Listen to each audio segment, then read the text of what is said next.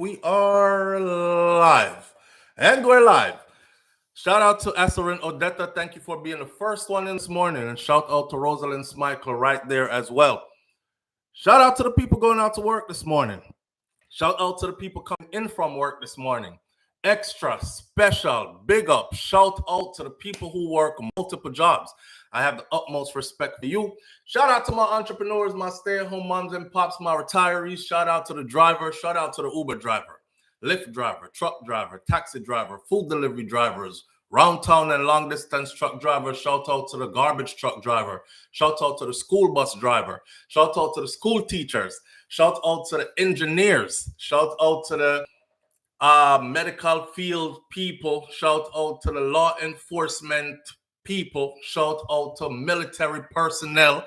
Shout out to whatever it is your line of work is, your career field is. Shout out to you this morning, right? Shout out to the clean-hearted, good-hearted people them who want good for others as much as you want good for yourself. You're a good person. It's a closed chat this morning. This morning, it's a family affair. Yes, it's a family affair this morning. If you don't have your membership, then you're not in the chat this morning. This is one of the mornings where you probably would have wanted to be in the chat. Anyhow, it's the freaking weekend, baby. Clap it up, clap it up, clap it up, clap it up. Give thanks and praises. Give thanks and praises. We are the five. And with it. All right. Here we are this morning on this beautiful Friday morning. Have to give thanks because we're up and feeling very energetic and alive and feeling good and healthy and strong and all these things. So we have to give thanks to the Most High for this. We have to start it out right. Why? No long talking. Kiss me granny neck back. The topics we have on the table this morning, we're going to talk about Beachy Stout trial, of course. I'm keeping you updated and abreast to the testimonies that are being given in court. And we have quite a lengthy piece this morning of that.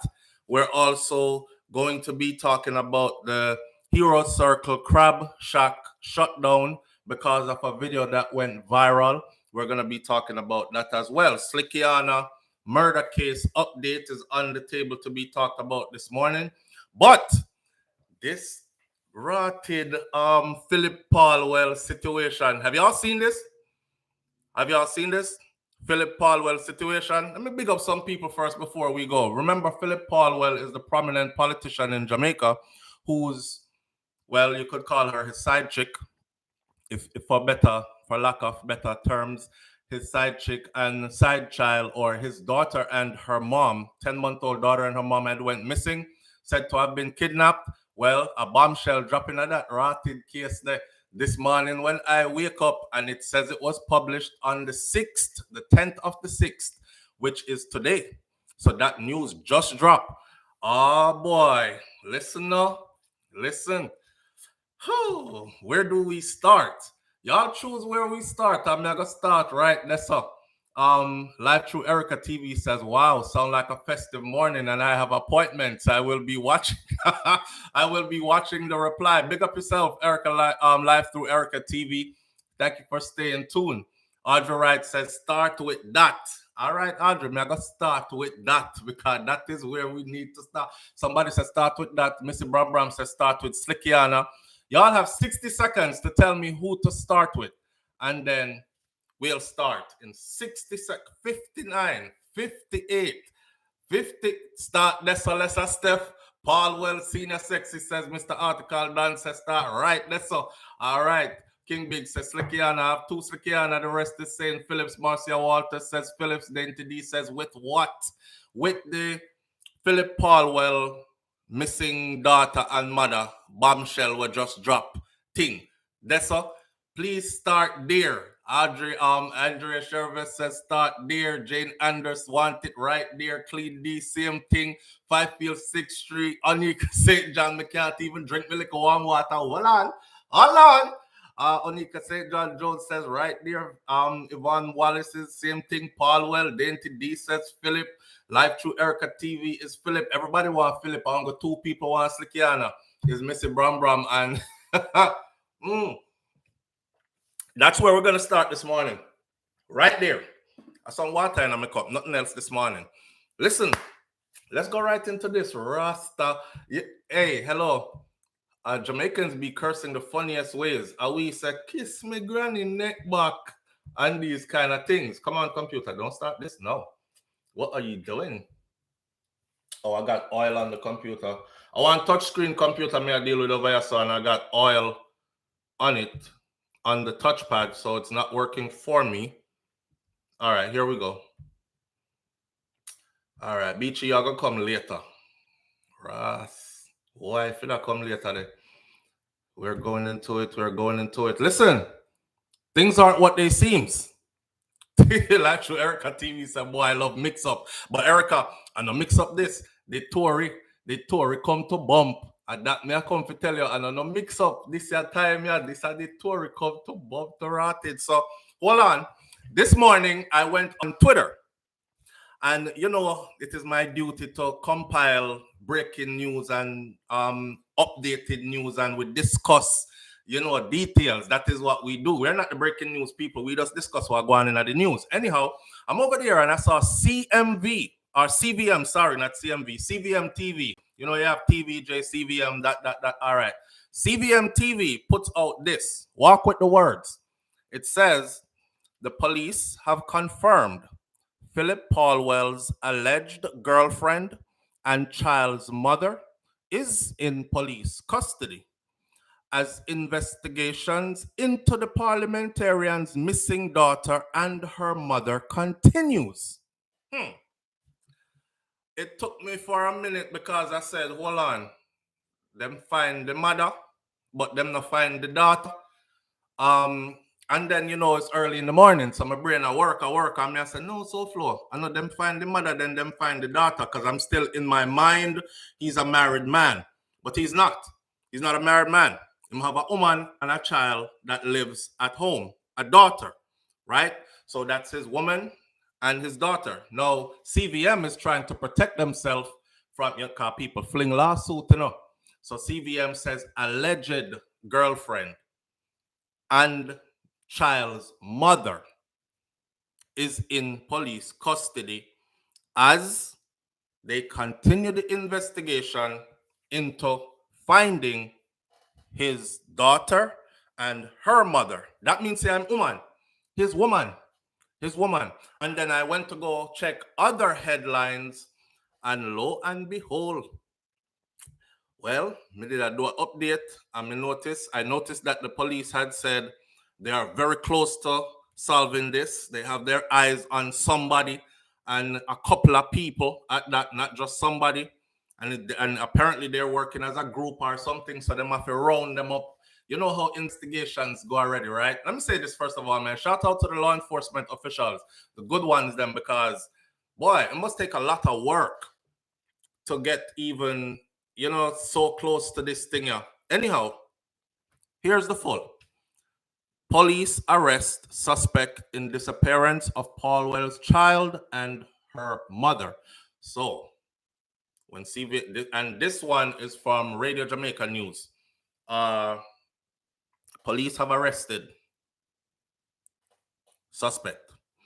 Radio Jamaica News has been informed that the prime suspect, this is the prime suspect in the disappearance of Mr. Phil MP, Member of Parliament, Phillip Paulwell's child and her mother, has now been taken into custody.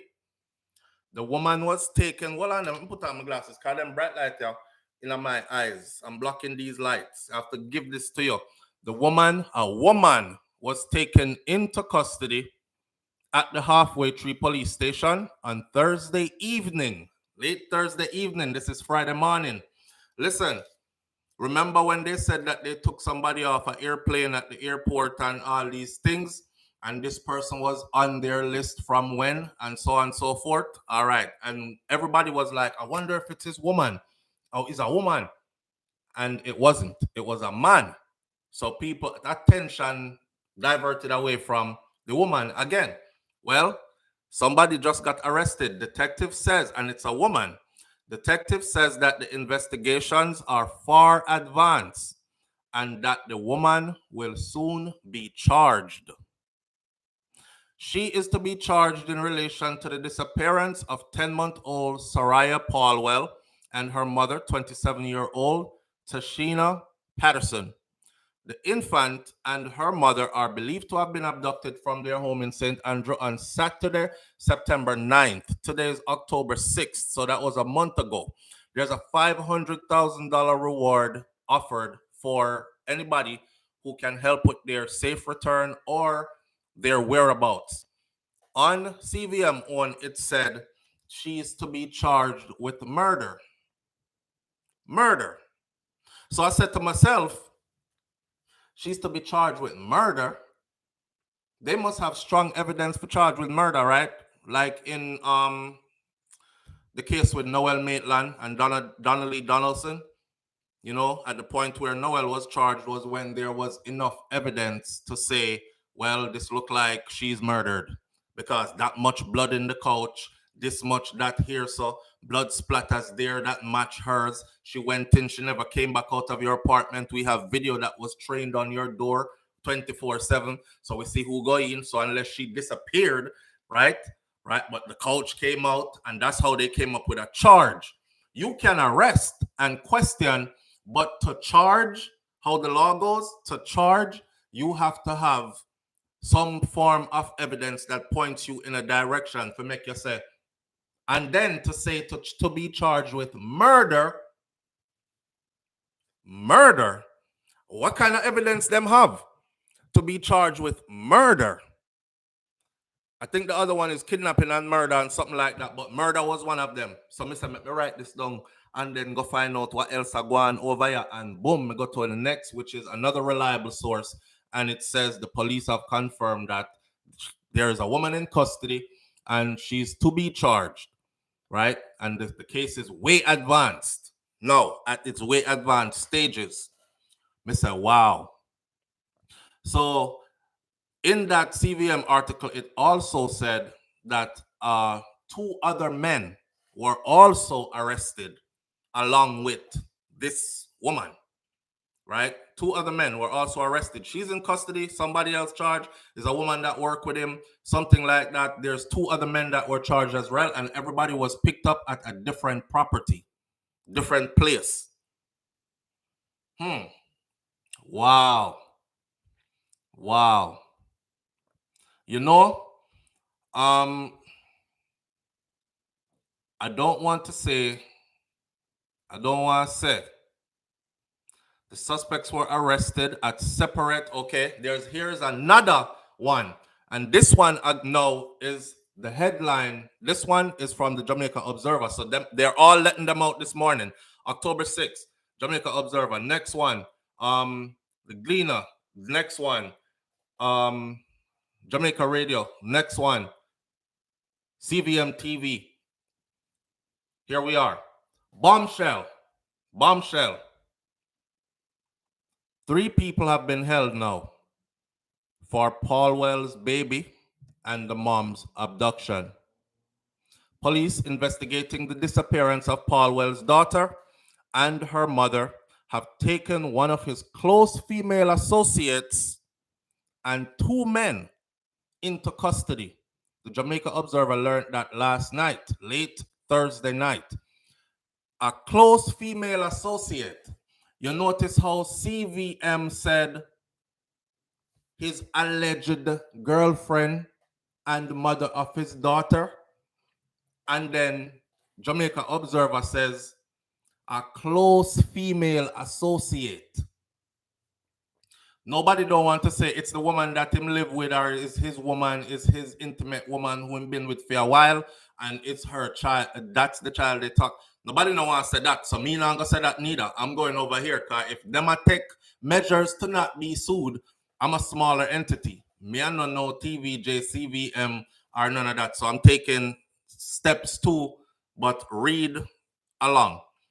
The suspects were arrested at separate St. Andrew properties on Thursday, and according to the police sources, they will be charged with murder and kidnapping. What kind of evidence them have for the murder charge? Kiss me granny neck back. Yo, Okay, the Jamaica Observer is withholding the name of the suspect until she is charged. They have already been told that she's going to be charged along with the others for murder and kidnapping. But the Jamaica Observer specifically says right here, they are withholding the name of the suspect until she's actually charged. Everybody I take precautions, because you know, when people have their money, you know, it's easy for them to fling a lawsuit at you.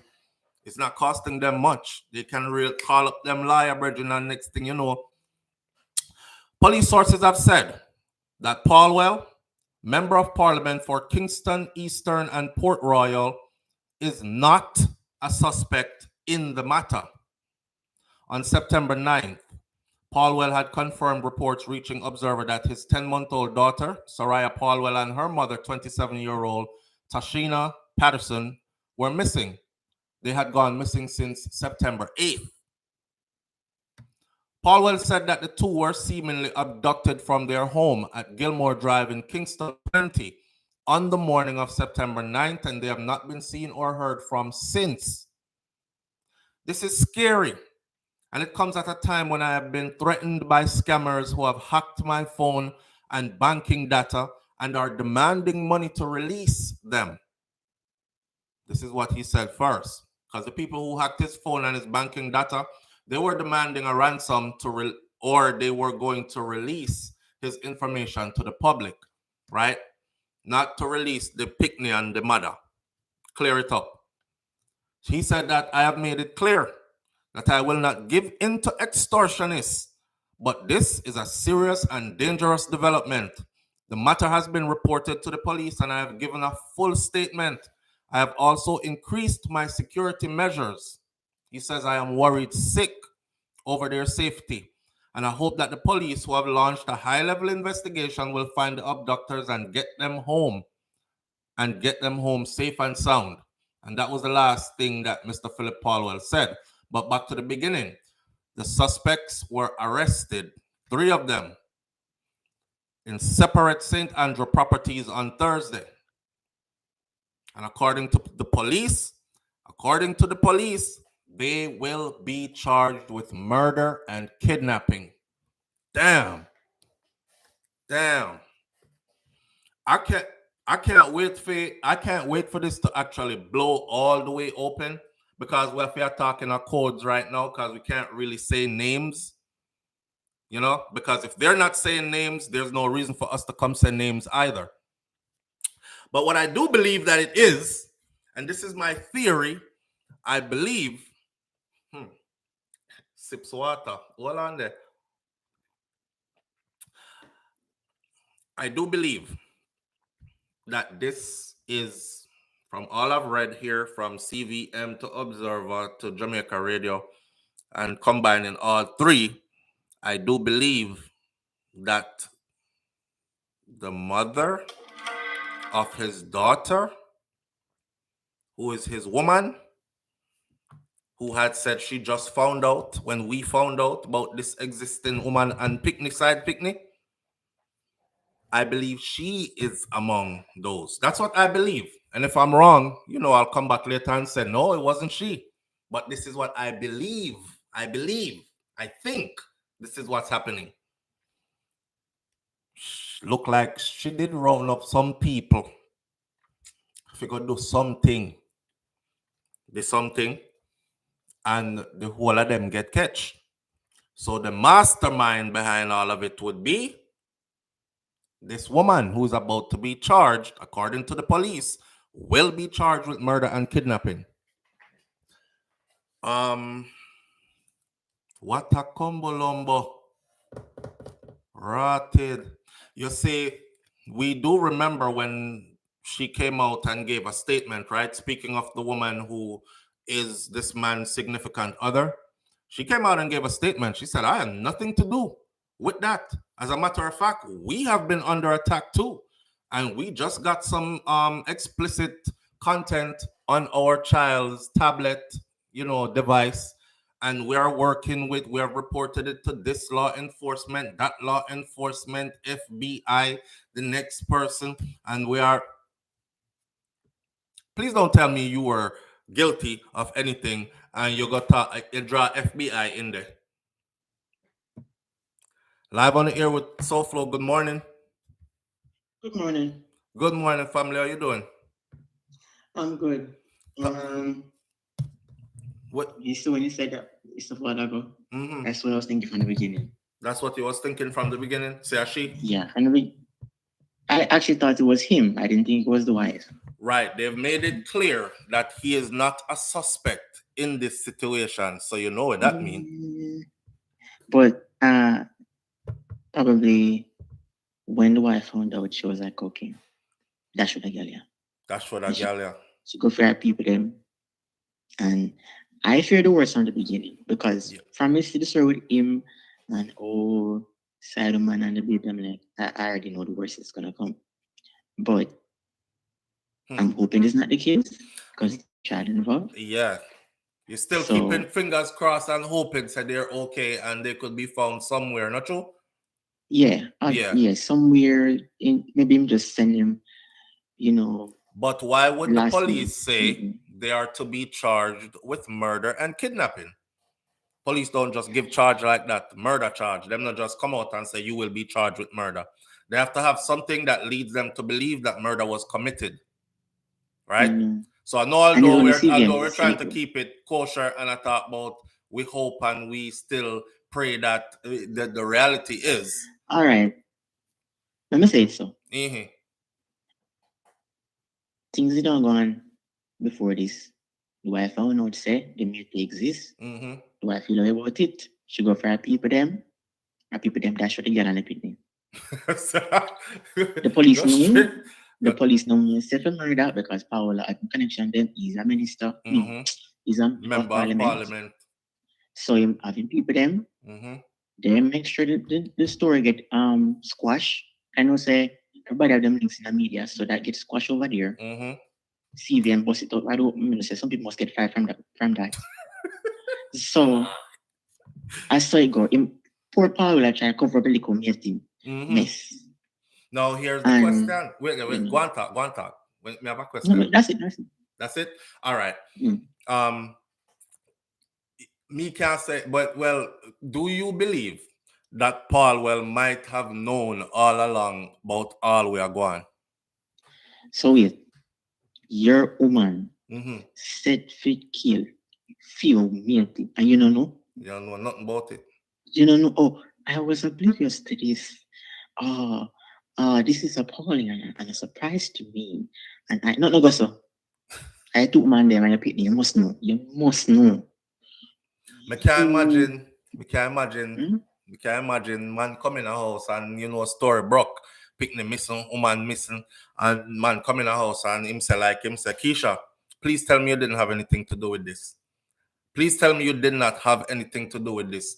And she played dumb. What you talk about? What are you talking about? Say so and the baby missing. But Oh you were my there from God. before. Eh? You were there from before. My I called the girl and she not answer. And like you would have say, Keisha, me can't me I get there. Me I try call her, me can't get there. And she said, oh really? And she drink water and she have a good time. So, what is Mm-hmm. happy so? And he said, oh no reason. Obviously you can put two and two together and say she have something to Right. do with it. So Right. and I don't even think he was that oblivious. I think he knew every step of the way he found out what was happening and he just trying to cover it up after the fact. There's nothing he really do about it at the time, but now he's trying to just cover his tracks. In woman tracks.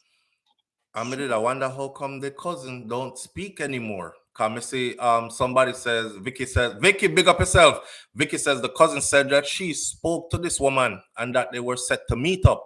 But the cousin only gave one speech and the cousin never appeared anywhere again. Even I'm wondering which part the cousin there Yeah, the and cousin who don't speak silenced her. anymore because the cousin get a call and the cousin get a meeting and then the spokenness got took out of the cousin.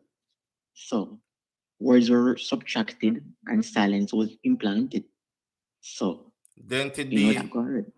Dente D says the baby has his last name, so that's a baby that he wants. I believe in Jamaica that them can fling the baby last name, whatever last name them want to give the child actually.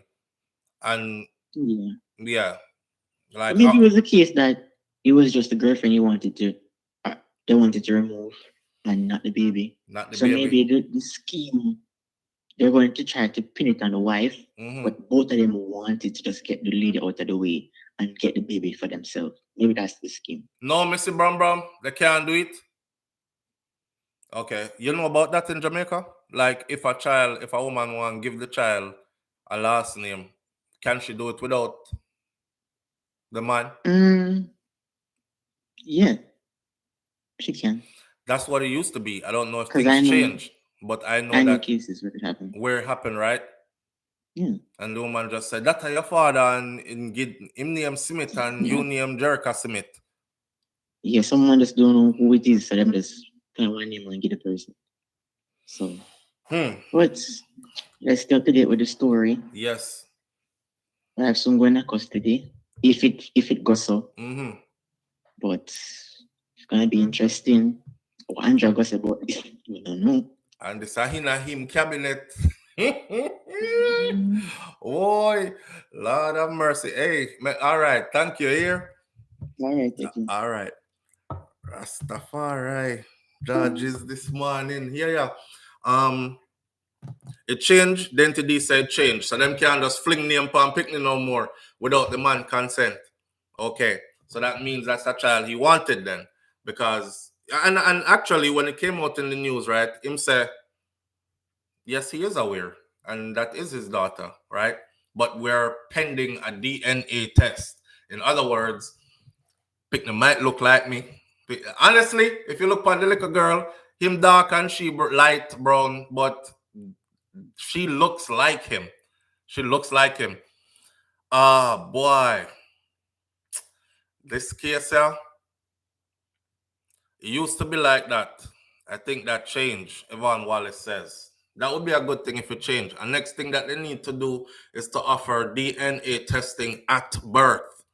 Right there. DNA testing at birth. And stop all this foolishness. It's modern times. But anyhow, back to this story now.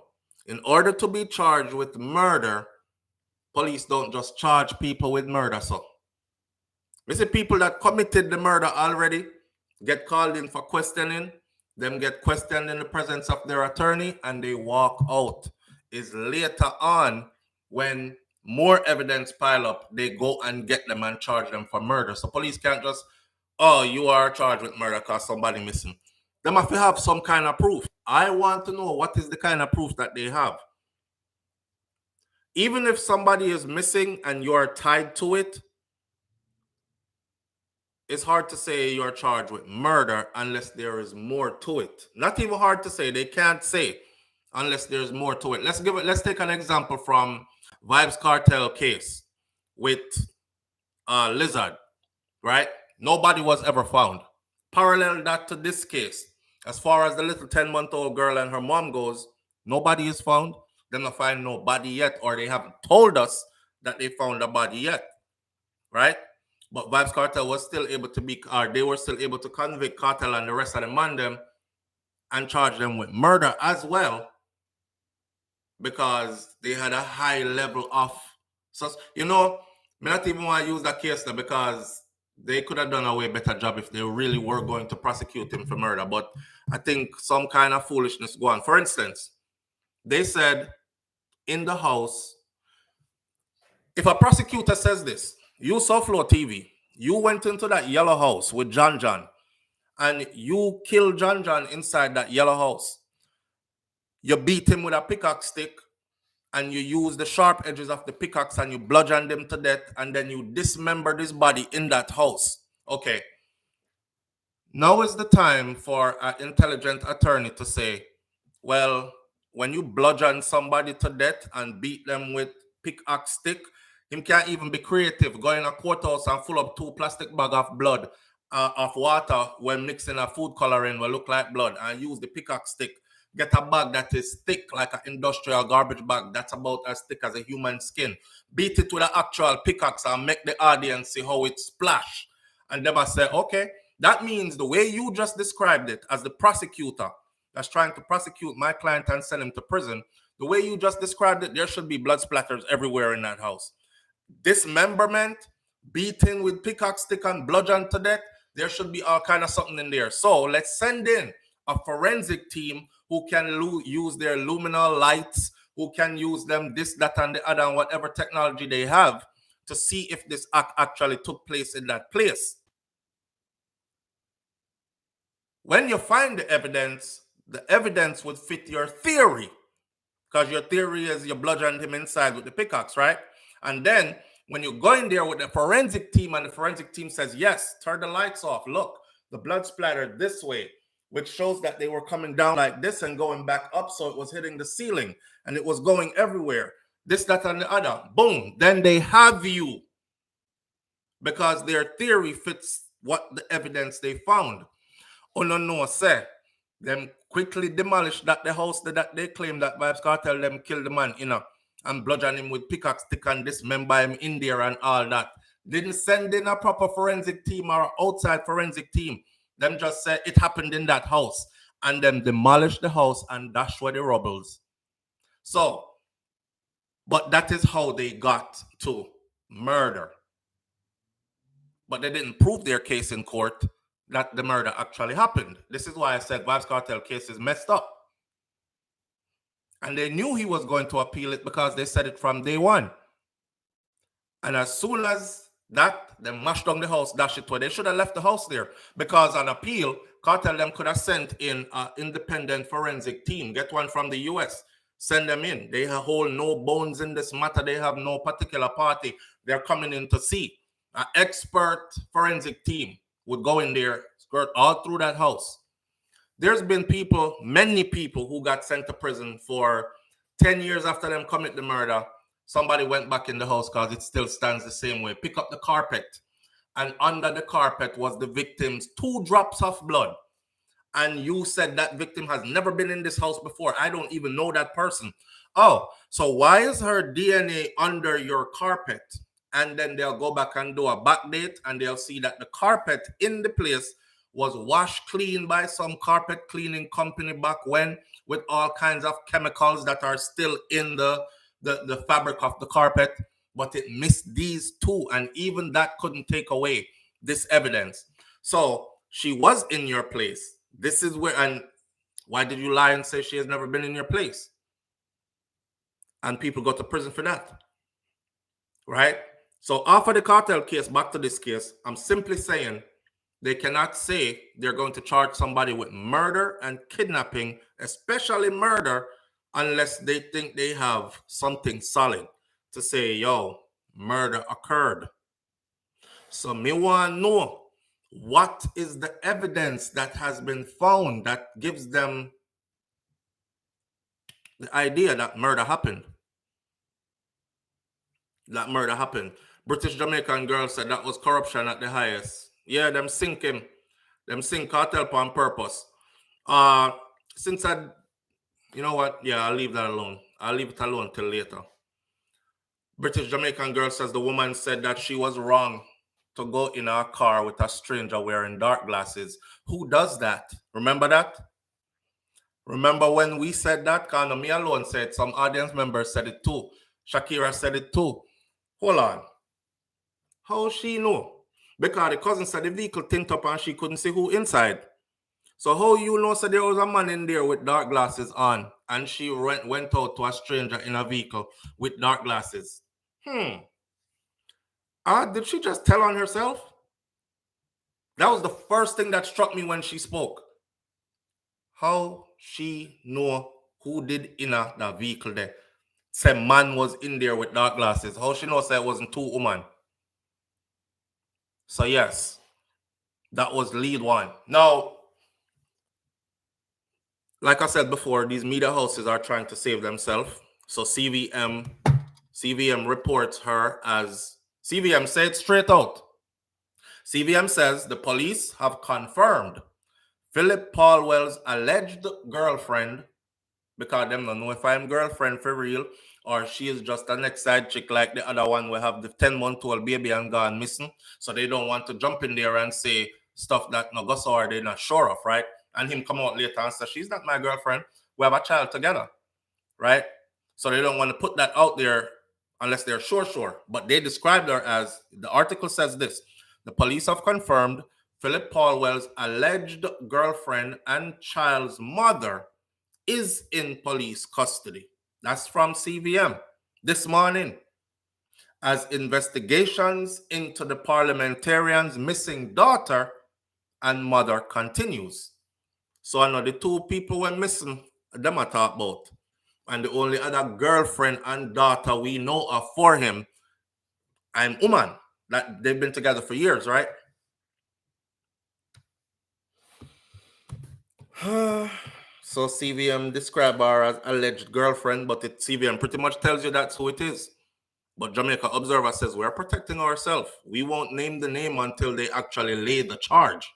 But the police has confirmed, according to the police sources, they will be charged with murder and kidnapping.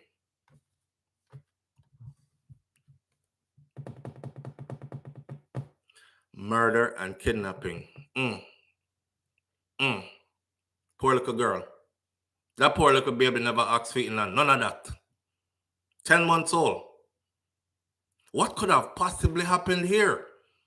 This woman find out say her man have. You say how your value increases as a man as you age, because nobody now run around and look for no 71-year-old man. I talk about, hey Bobby, I'm the one there with you, and him look good, and no young girl, not. She's 20-something years old. She's 27. Yeah, I think he must 61. She's 27, he's 61. And the baby 10 months old. Is it this case of the one at home that we would call wifey then, even though them not married like on paper, but we would call common law wife or wifey? Common law wife. Let's go with common law wife. Is it the case that common law wife found out? Can remember what I said from the beginning? I said these exact words. I'll repeat them. I said, I'm not saying that lady has anything to do with it because I don't want anybody coming for me. But all I'm saying is, how come she existed fine until you found out about her? Because the woman said, me just found out about her like everybody else. I found out when you found out. And I confronted Phillip about it, and he admitted. So I contacted her just to tell her that the baby will be taken care of financially. All right. And I said, how come as soon as you find out about her, them gone missing? Here we are. Here we are. Why? Vicky says, is she the one who came out and spoke about she an agent? Yes, same one. Where, yes, it is. According to CVM, I can actually say according to CVM, she is. Is she? And people did that. Some people, you know how social media goes, people say stuff they don't really know. Some people said she's an attorney in the US. She's based in Miami, I believe, Broward County, not the Broward-Dade County, somewhere in that area. And when she spoke about their child getting that pornographic material on the child's device and somebody stalking them or whatever, she said she reported it to the local, I believe it was Broward County Police Department, and the FBI is involved and all this other stuff. Me now, I would think if somebody says they reported it to the FBI and they're under investigation, a part of my mind would say, okay, eliminate that person. Because I don't think anybody would be stupid enough in 2023 to try to pull off something that involved murder and kidnapping and then purposely involve the FBI into the investigation, knowing that you are the culprit, are involved in any way. Right? Somebody automatically start, give her the pass. Couldn't be her. Because she said she reported to the FBI and all these things. So, come on, don't live in Jamaica, side live in Jamaica. So maybe them feel like they could have get where? Who did they take off that plane? I think Vicky says, I think Phillip knew she did it. That's why him did there, him yard, a ball. And Lisa Hanna did I take care of him. Rotted. I said this before too, Vicky. Mr. Me think Philip know something Wagwan more than he's saying.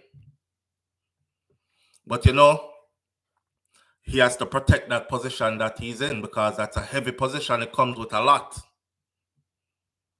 You're talking about sitting member of parliament, Phillip Paulwell, you know, governing Kingston, Eastern, and Port Royal regions.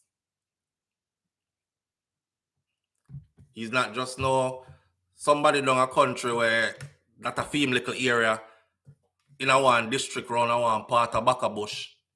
He's a prominent member of parliament. Under the Andrew Holness administration, I might add. You know, now people are going to say, yeah, the Andrew Holness administration are BF going in there, so whole heap of corruption in there. This is the risk. This is the risk. It's going to fall back on the political party, and it's going to fall back on people saying stuff about other people that have gotten in trouble in that political party under Andrew's bossship. Reggae Girl Benta say yes, but her defense and cover up. Yvonne Wallace says, yes, Vicky, that's why he was not running up and down. He wasn't running up and down because I know said they done a seal already. I think he was just out here doing cover-up work, honestly. Now, Mr. Paulwell might watch this one day and say, look, why the boy I try to implicate me in this thing. Sir, I'm not accusing you. It's just a theory. I don't see how that could be that close to me and I know absolutely nothing about it. Most men can read them woman, especially if you've been with her for a long time. You can read her. Like, if you know when you get catch, if you're a cheater, you know when she find out about something. You know when the vibes in the house ain't good no more. You know if she ever get mad and she's like, you know what? I kill the girl there. You stay there. You better make sure. Philip, where you gonna do that for? Or SouFLo, where you gonna do that for? Everybody is all well-spoken, you know, and prim and proper in front of the cameras and in their professional fields. But when them in a them house are just like this, it's not, why did you do that, darling? God no, tell me so you know I have nothing to do with this. Well, since you want me to tell you so I don't have nothing to do with it, I don't have nothing to do with it. Boy. So he's worth killing for. Let's see how she handles him from behind bars. Says live through Erica TV. This is Jamaica, live through Erica TV. This is Jamaica. This is Jamaica, so that's a whole other kettle of fish. Anything can happen. We're waiting for all the details to come out. Them are gonna spell it out so plain for we shortly that there will be no more guessing. There will be no more guessing. Vicky says, I don't think he's behind it. Thank you, Vicky. Let's make that clear. I myself don't think he's behind it either. But I do think that he knows more than he's saying. Maybe not initially, but he found out later as it went along. She's been missing for a month now. You're a member of parliament. You have powers. You are speaking to the investigators and they're not hiding anything from you. So them don't come and say, Mr. Paulwell, watch out. You know what I say? So far, you know, we depend on this, you know, and it's hitting close to home. Yeah, so far, this is what we have. Blah, blah, blah. So he knows. He has to know more. He knows before the public knows. He knows before the public knows. I'm not saying he orchestrated it with her. I'm not saying he had anything to do with it. Thank you, Vicky. Make we clear that up. But given who he is and the power that his position wields, any police investigator, anybody who is investigating this, to have come to a conclusion now where the police is saying they will be charged. I'm reading it directly from here. Will be charged, not may be charged. depending on how questioning goes, will be charged with murder and kidnapping. Him know. He knew, and he knows now what's happening. And him put him one on one together. You know, if your significant other been moving funny and you have your suspicions, you might not be able to pin it down. It's like a man a go and cheat, and wife here say something different to them, no, but me just have a vibe and a feeling, and she start zeroing on his actions, and she's like, okay, he's out of character, out of place, yes, sir. Him start things he never did do before. And she start track you like FBI agent, and next thing you know, boom, you get caught and see evidence here. Wow. I said it before. I said I didn't have a good feeling about them either, because nobody is going to kidnap them and return them safely. Right. Unless I did some big ransom they were holding them for. And if you could imagine, somebody is holding them at a place where they cannot be found, but they're still contact with him. And them must say, we have your people still, you know. Yeah. 20 million, we say. We have your people still. And him pay the 20 mil, even though he came out and said he's not giving in to any extortionists, so he won't be paying anything. But that's upfront. Behind the scenes, you might have paid that money and let them go. When I got up this morning and I saw the first headline come up, I said, okay, let me join up all these stores. Let me go to all the trusted news media outlets and just put up the different screen them, panicking, and start drawing the info, right? And my heart was happy at first because I misread it. And I thought the mother, what's missing, was in police custody.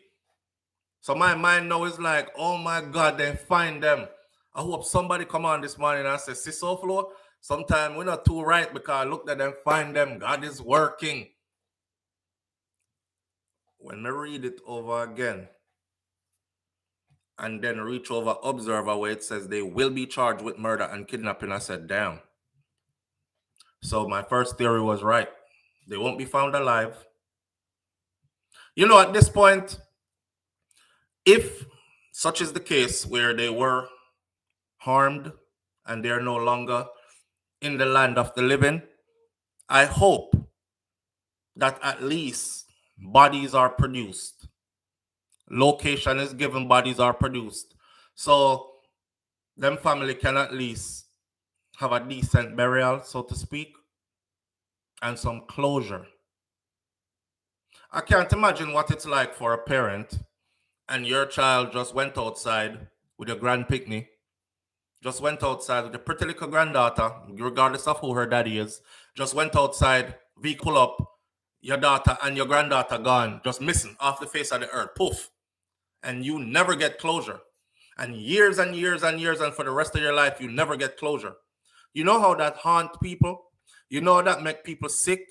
If you look at Donnelly Donaldson's mom, she had health issues before, but when her daughter just disappeared like that, her mind is left so troubled and worried because your mind is going to throw you all kind of scenario. I wonder if them cut her throat. I wonder if them beat her in her head, bust up her face. I wonder if them they chop her up. I wonder if them dismember her, fling me baby over so. I wonder if them feed her to crocodile. I wonder if them bury her in a shallow grave somewhere. And your mind would start to play on you so much, right, that you can't even sleep because you go to sleep and that's what you're dreaming. You're dreaming seeing your daughter in a shallow grave trying to get out. So you wake up and jump up. And you go to sleep and you're dreaming your daughter get her throat cut or something. So you wake up and jump up. And it's going to haunt her. And then comes her high blood pressure, this and that, and lack of sleep. What does lack of sleep do to you? Make you even more sick, don't? Your body doesn't have time to rejuvenate and heal and all that. So them something that make people sick and dead early. It won't happen to us because those aren't our close family members. But I guarantee you the people who are close to them, the parents, their siblings, they're feeling it that way. So closure is what I'm praying for. If indeed, because they must have something to be charged with murder or be charging them with murder, kidnapping, and murder. We know they were kidnapped. So if indeed that is what happened, I'm hoping that they at least get the bodies. But this story not done. Obviously, it's gonna bust wide open. All the information is gonna come out, and we're gonna see. Now we are gonna see who is trying to distance themselves from what. Because if I was MP Phillip Paulwell, I would be trying my most desperate to distance myself from my woman right now. Come on, the man is in his 60s. He's worked hard to be where he's at. An elevated member of society at that. Of the upper echelon of society at that. I figure that's where all that. So police can come call me up at 60-something years old and talk about me I go to prison with you because you jealous that me go sling Teely and breed somebody on the side. You're going by yourself. Listen, I didn't know anything about it. I found out when y'all found out. Prosecute her. She's a wicked woman. She could have killed me when me asleep. That's how I would be. I don't think he's going to be out here trying to defend her or anything. Or create alibis for her. If it is indeed her, a child is about to lose their mom also again. Because she have to go to prison. That's a double murder.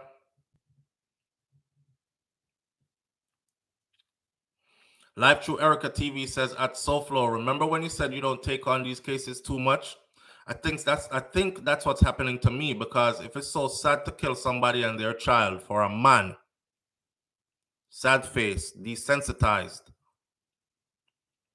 Yeah, I used to do these types of stories every day, every day.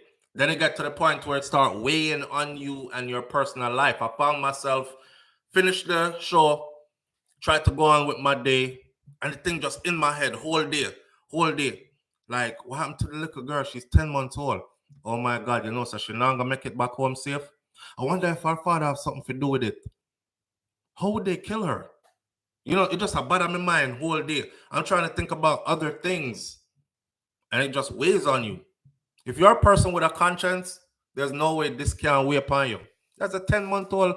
Y'all seen the little baby girl? The pretty little baby girl?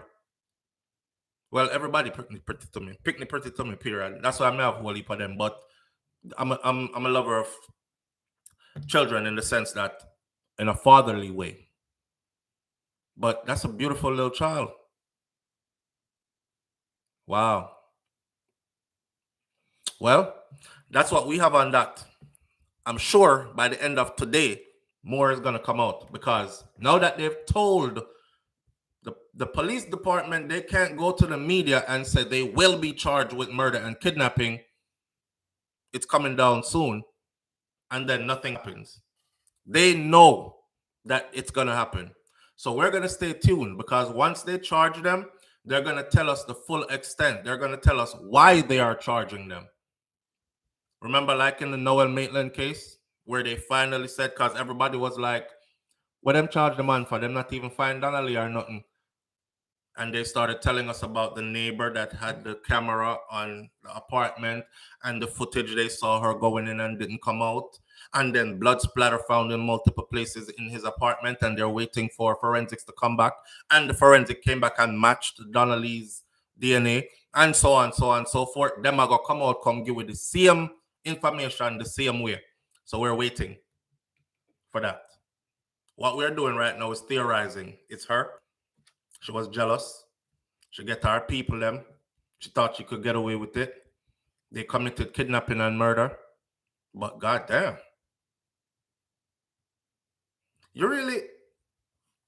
Is a man really worth all that though? Is a man, you know what? Watching some of these shows, cause some people are hungry for power. See, when I say is a man really worth all that, The truth of the matter is, most women have had only average men. So you will always look for any man you there with and say, man, no worth all that. You never had one of the upper echelons of society, man. And some women are hungry for power. And they'll do anything to be a part of that. And they're not sharing it either. Them tell themselves in their mind, so they're building legacy with this powerful politician. I don't live where you live. I live up there, where those live. My daughter goes to the best schools. She's guarded and protected. We have a security detail. Remember, I'm saying I've upped my security detail. On a regular life, something, a top politician, this. Live on the air with SouFLo. Good morning. Good morning, SouFLo. Good morning, family. How you doing this morning? I'm good, and you? I'm doing all right, What's going on? Okay, here's a point. Mm-hmm. What if the person they took off the plane loaned somebody their vehicle and say, okay, not say loan, let's say you borrowed my vehicle, mm-hmm. and you said, okay, I'm going downtown to pick up somebody. Mm-hmm. And then after the police identify the vehicle as your vehicle that took away those people. Mm-hmm. And now you're maybe in the one on it. the plane that is talking, that they loaned the vehicle to John Brown. Could be. Yep. Could be. Or it could be the person they took off the plane, which they said was a man. Could be that person was the person in the car with the dark glasses on that did pull up and drive away with Can the baby. be that too. Yeah, it could be. Those are the details that we're going to have to wait for. But they will come out. They will come out. They will come out. But and she and that lady said she's the agent, and she's this, she's that. Mm-hmm. But if you start getting the FBI involved, then the FBI gonna start looking into certain people's phone and looking into this and looking into that. This is why I said I started to feel like she had nothing to do with it, because there's no way in 2023 that an intelligent person would be involved in anything that has to do with kidnapping and murder and then contact FBI agents. Or, matter of fact, contact any U.S. law enforcement department and talk about and have them involved in this. Because you know how they do their investigations. They go deep. Exactly. And but here's another thing. Mm-hmm. I watch your show daily. Mm-hmm. Nice. Thank you. And you always talk about a woman's scorn. Mm-hmm. That's one point I'm going to leave with you. Yeah. Have a good day, SouFLo. All right, family. You have a good one, yes? Yeah. All right. Yeah. Deflect. Veronica Gale says deflect. Live through Erica TV said, just like what we seen in the movies, Power Hungry Women. Yes. I'm telling you. I'll give you a good example. Look at this politician in the state of Florida where I live. I forgot his name, but I covered him on SouFLoTV on my other channel. Andrew something. This man was supposed to be the next governor for the state of Florida. He was endorsed by top politicians to include Barack Obama and all these other people. They came down to meet him. They were at his fundraisers. They were doing fundraisers for him. He was this next young, bright mind that was supposed to come out. Yo, the gay community came out in droves. People that went to university with him, studied around him. They were like, when I seen the scandal, I thought to myself, this gotta be crazy, because ain't no way his wife went to the same school as us and she didn't know that he was a part of the LGBTQ community. That boy was open in college. His wife said, I never known nothing like that about my husband. I didn't know nothing like. I am a wife. I'm a Southern belle. I'm well spoken. And I fit the narrative. I'm a great mom to the children. We have 2 beautiful kids together. You know, the 2.5 kids, there's 2 kids and a little Yorkie teacup dog and picket fence and the perfect life. And when time scandal broke and they set up a sting, this man is in a hotel room with a big, muscly white man in dominatrix stuff and needles around the room. They're shooting needles in the room. You have one of the injection them was to keep the teely hard. You have to inject in at this side. I don't know where that there. Them went way beyond taking pills. What them said the man in blue pill or blue whale or something, they went way beyond that. Needles, blood on the bed, it was look like a nastiness that going in there. And him passed out, naked, on the floor, face down, in the bathroom, vomit everywhere. They panicked and thought he would die, or he was gonna die. So them called 911. Yes, Vicky, in a hotel room, drugged out of his mind with Batman. And you see how they tried to spin it later? And you guess what his wife said? She's not leaving him. That's what she said. She's not leaving him. We're going to work through this. I don't remember if I heard later on that she did file for divorce or something, but I think maybe I'm wrong. But she initially said she's not leaving him. I'm going to stand by my Andrew, and we're going to work this out. I had the pictures of him butt naked laying on the floor, face down, needles and blood and vomit. And so I say that to say some people will do anything to be a part of that life. That life is separated from regular people life. Them living a whole another bracket. You said the bank account that they found in the UK. Remember, somebody was trying to extort him, right? Somebody was trying to extort him. This man has multiple accounts with millions and millions in multiple accounts, each one of them. That's not a regular Jamaican people life.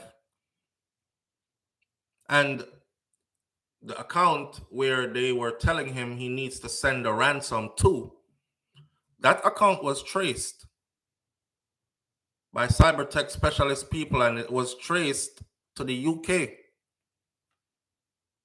I believe it was the FBI. It was traced to the UK. They found that account in the UK. Did you see the amount of money that was in that account? Yes, live through Erica TV. This guy was black.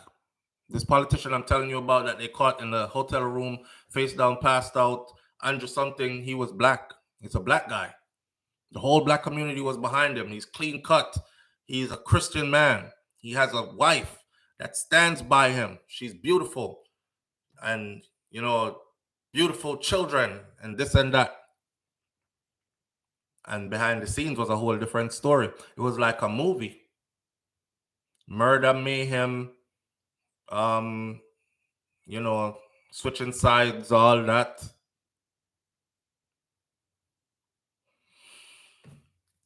Let's hope. Well, forget. We can't say let's hope.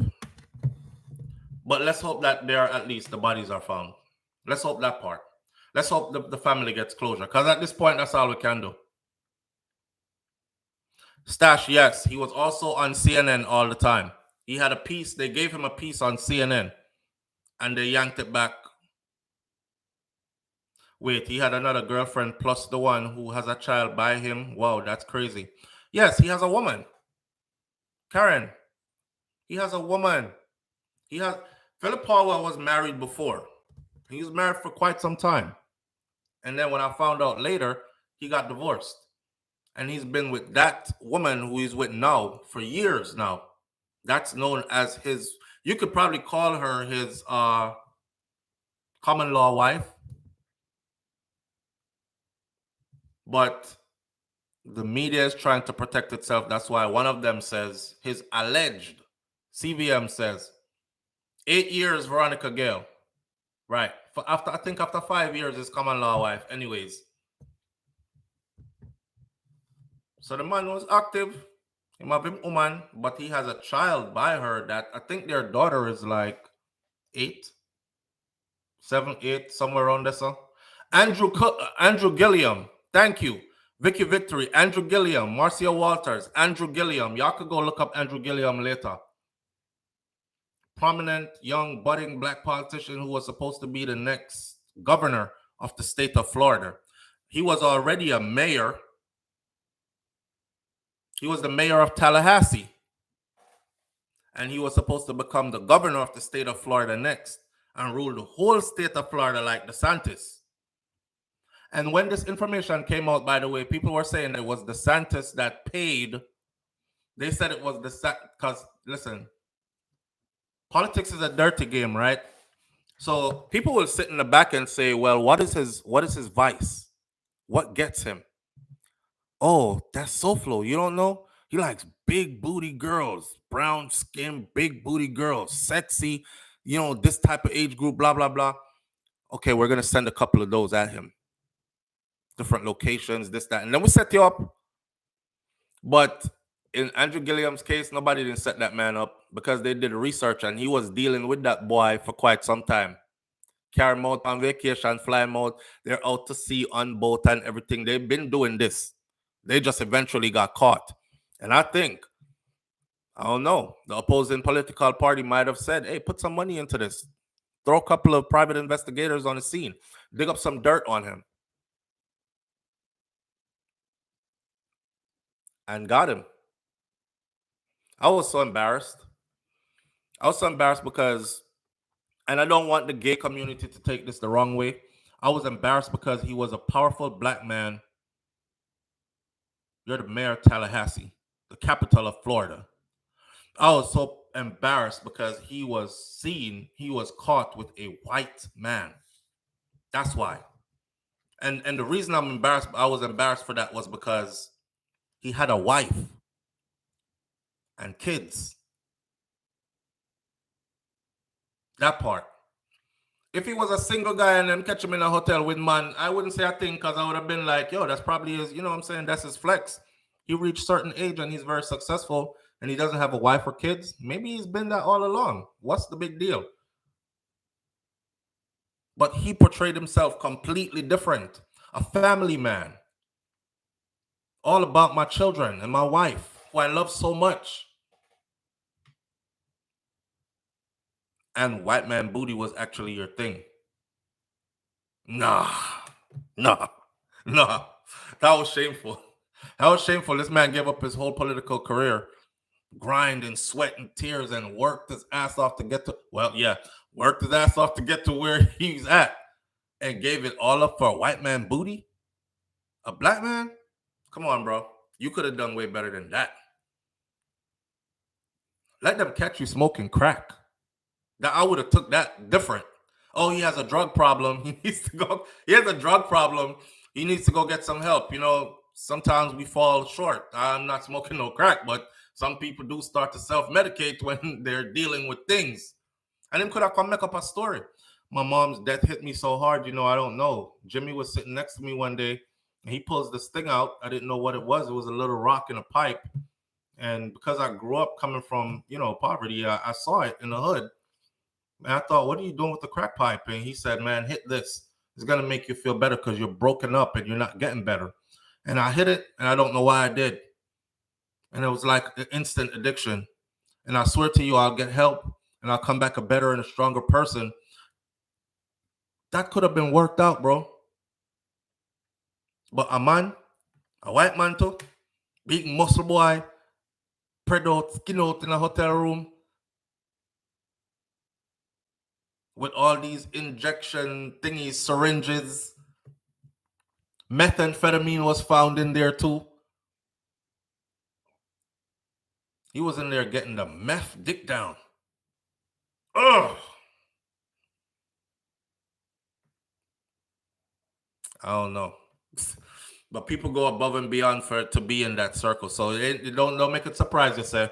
Somebody would have kidnapped a child and a woman who has a child for her man. She wants to be the only woman. She don't want to share nothing with you.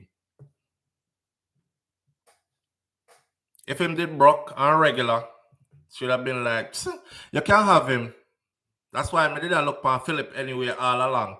You can't have Steve. Him broke anyway, I can't do much for you. You still send him back. But when it's, these are like, he's in the top 2%. At least top 5% of men, eligible men, wealthy men.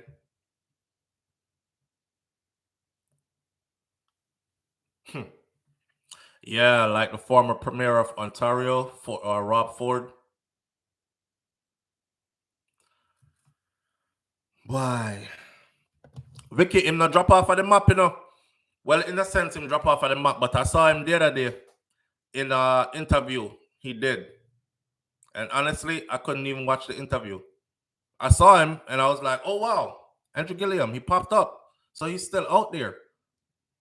And I watched like a bit of it where he was talking about, oh, he's getting help and he's been in therapy ever since.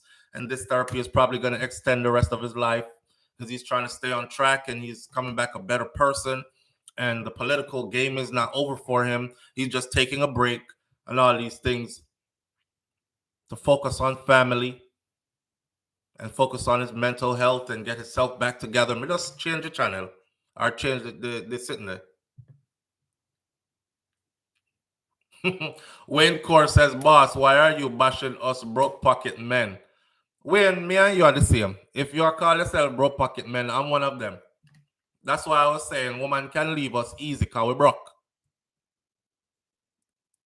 In comparison to a person who has millions and millions of US dollars in different accounts, we're broke.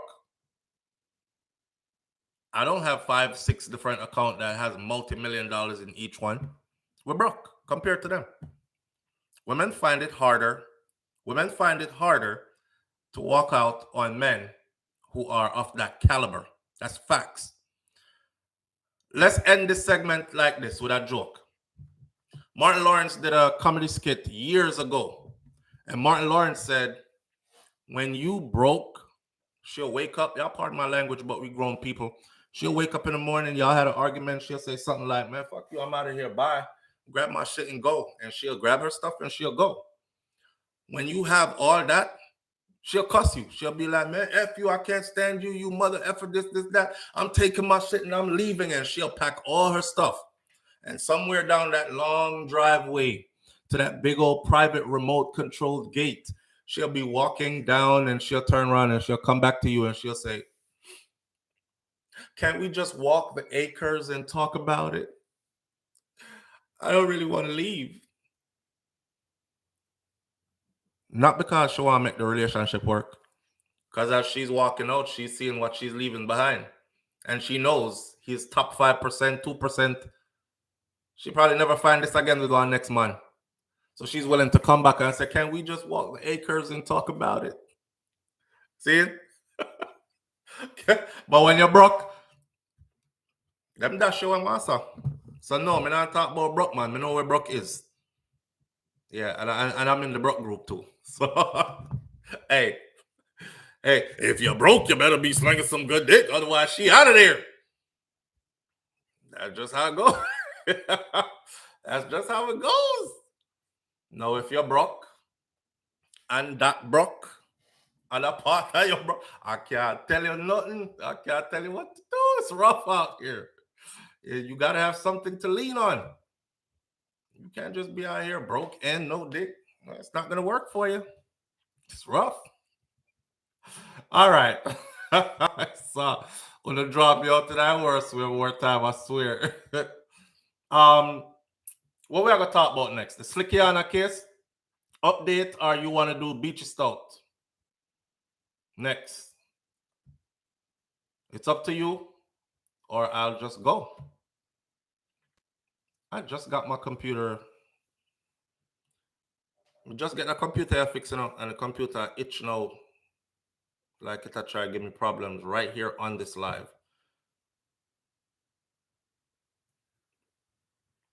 I think I have too much stuff on it. My boy Beachy next. All right, Sita. All right.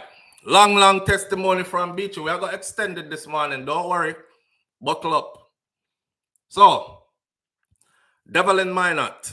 Devil in Minot is the second witness. Remember, the first witness testified that how he and Beachy developed a father-son relationship, kind of, and he trusted him with everything. The one where I'm showed the naked picture and said, up in your eye, man, look on it. And he up in the eye, man, look on it. And what did you see? It was Tanya, and she did spread out and she did naked. Yeah, him, I know him this. This is Devil in Minot, the second witness now. So this is the guy who was actually hired first, allegedly, to kill the wife. The one that confessed and took the plea deal and is doing his time, his 19 years. He was sentenced to 10 months, but eligible for parole after 10. This is him.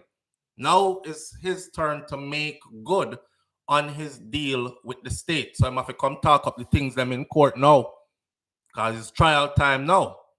So, shout out to Jamaica Observer. Devil in Minot, the second witness in the murder trial of Everton Beachy Stout McDonald and his co-accused, Oscar Barnes.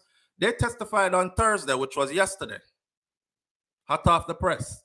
In the home circuit court in downtown Kingston, that the businessman, he said, pressed him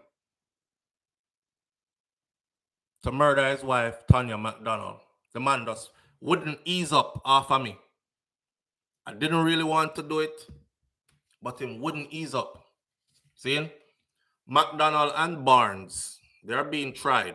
We already know for the 2020 murder of Tanya, whose body was found charred on the Sherwood Forest main road in Portland with multiple stab wounds. And we went over yesterday the release of the autopsy, which both parties agreed for it to be read in court.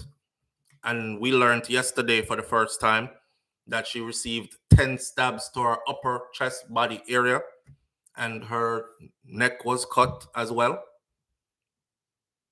Now, Minot, who confessed to his involvement in this murder, is already serving his time, is 19 years. And according to Minot says that Beachy contracted him to murder Tanya and gave him strict instructions that she was not to be shot. I told you all that before. And the only reason I know that before, y'all walk with this because it get Jamaica this. Anyway, the only reason I knew that was because I read the testimony before as it was published before. So the story now changes. Some of his story has changed. Remember when we say yesterday? You see the one that gave his last piece of testimony yesterday before Minot took the stand? Remember, I said his story because he told the police something completely different. And then he was charged, right, with accessory after the fact to murder. And then they gave him a plea deal, and then he changed his story to something completely different. This guy right here, story is changing too. Remember I told y'all, by the end of this, Beach might not be getting the type of time that we're looking at. But let's get into the details. So, according to him, Beachy contracted him to murder Tanya and gave him strict instructions to not shoot her. The witness claimed that Beachy ordered that she be stabbed and that her throat be cut. I spoke to him in his supermarket in Portland. He and I were talking about Mistress McDonald. He said, "Me can't afford to give you a job to do. And do it, He said, I was taking too long and that I was an idiot. Idiot boy not deal with something yet, it takes so long. I told him I was going to make it work. Mr. Mac, easy no man, I'm going to make it work. He said, just come on, man. Just do the thing already and done. The job was killing Beachy's wife. He then said, if me can't manage the work him would have make one of the boy them from town do it. And I told him that I would do it and that he should not give away the work to somebody else because the work was worth $3 million. My not know was actually a fisherman. And he also did small-scale farming in his yard before his conviction. And he told the 7-member jury and presiding judge, Chester Stamp, that he first came across, this is where the story changes. He told the judge and jury that he first became aware of Beachy Stout one day in 2020 when he heard someone shout out the name when they were at a fishing beach in White River, Portland. I guess they drive up and, you know, when you drive up and get your fresh fish, fisherman come in from sea with fish from them boat and thing, and you can get the thing scale and cut up for you and whatever. He was out there and him hear somebody bawl out Beachy Stout, McDonald, something. The witness said that Mr. McDonald at the time was driving a black BMW motor vehicle. Catch him eye.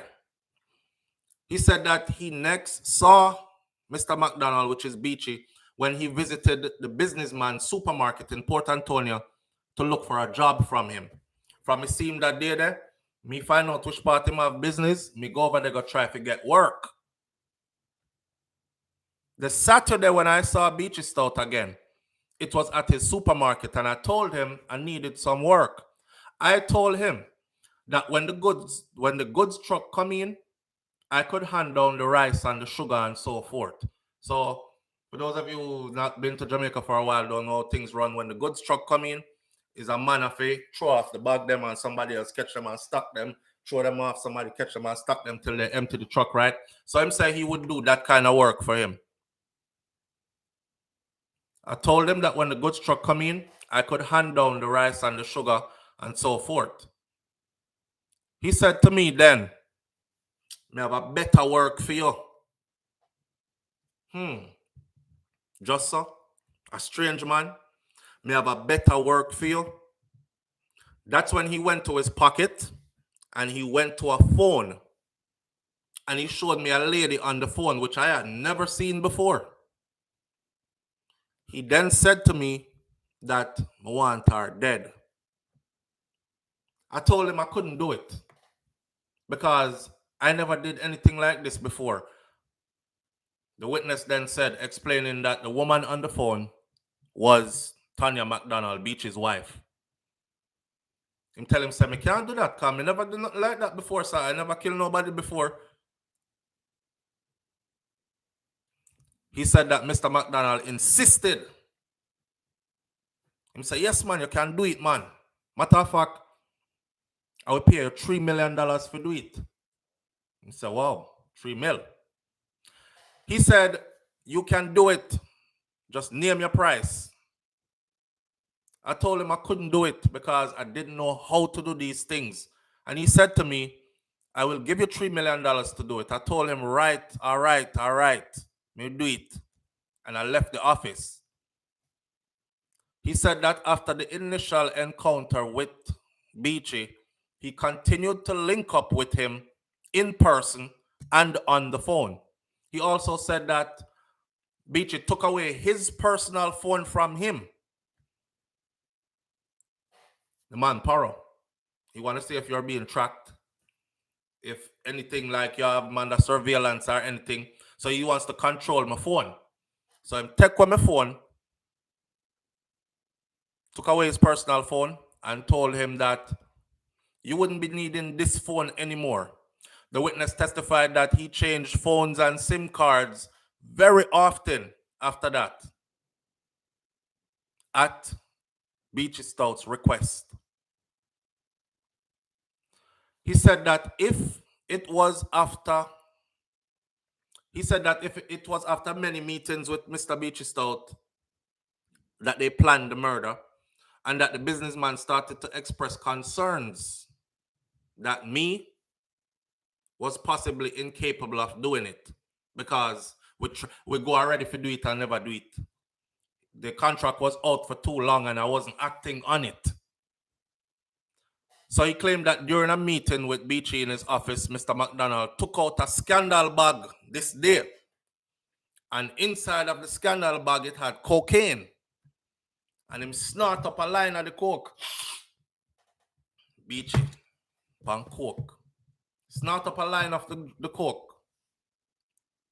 Before alleging that girl, she hacking on my bank account, and thief 31 million. It's funny that he should say Beachy up in a bag and snort up some of the coke in the scandal bag. Y'all could go do your research, or I could tell you here. His name call and coke from way back in the day till now. Matter of fact, somebody that we can't bring out them name or nothing yet until this go way through and them tell we say, okay, SouFLo talk. We were told that his wealth didn't really come from, this is all alleged, right? His wealth didn't really come from owning a grocery store and that type of stuff, right? A coke money. And them man, they are the old coke boys. Right. So it kind of ties into this story where him said the man took out the bag and snort up a line. Cocaine Bear Stash, that was a good movie. Damn, if you never seen Cocaine Bear, go see it. Good movie. He said that the businessman, after snorting the cocaine, uttered, "That girl you for dead, He said he didn't want her to get any gunshot. Him said he want me to stab her up and then cut her neck. He said all you have to do is go over to the house with her and wait until she comes out of the car, and then me fi kill her right there, so in the yard at his house, at Beachy house. Go over to the house with her, wait till so he's gonna give him the car and tell him, drop Tanya home for me. And he's supposed to drop her home, and when she get out of the car, kill her in the yard. He said he didn't want her to get any gunshot. Car go over the yard, when she get out of the car, kill her in the yard, Minot said. The witness claimed that although he had told Beachy that he had never done anything like this before, the businessman nevertheless consistently and constantly pressured him to get the job done. And so he hooked up with Oscar Barnes, who is Beachy's co-accused now. By the way, Oscar Barnes is back out on bail.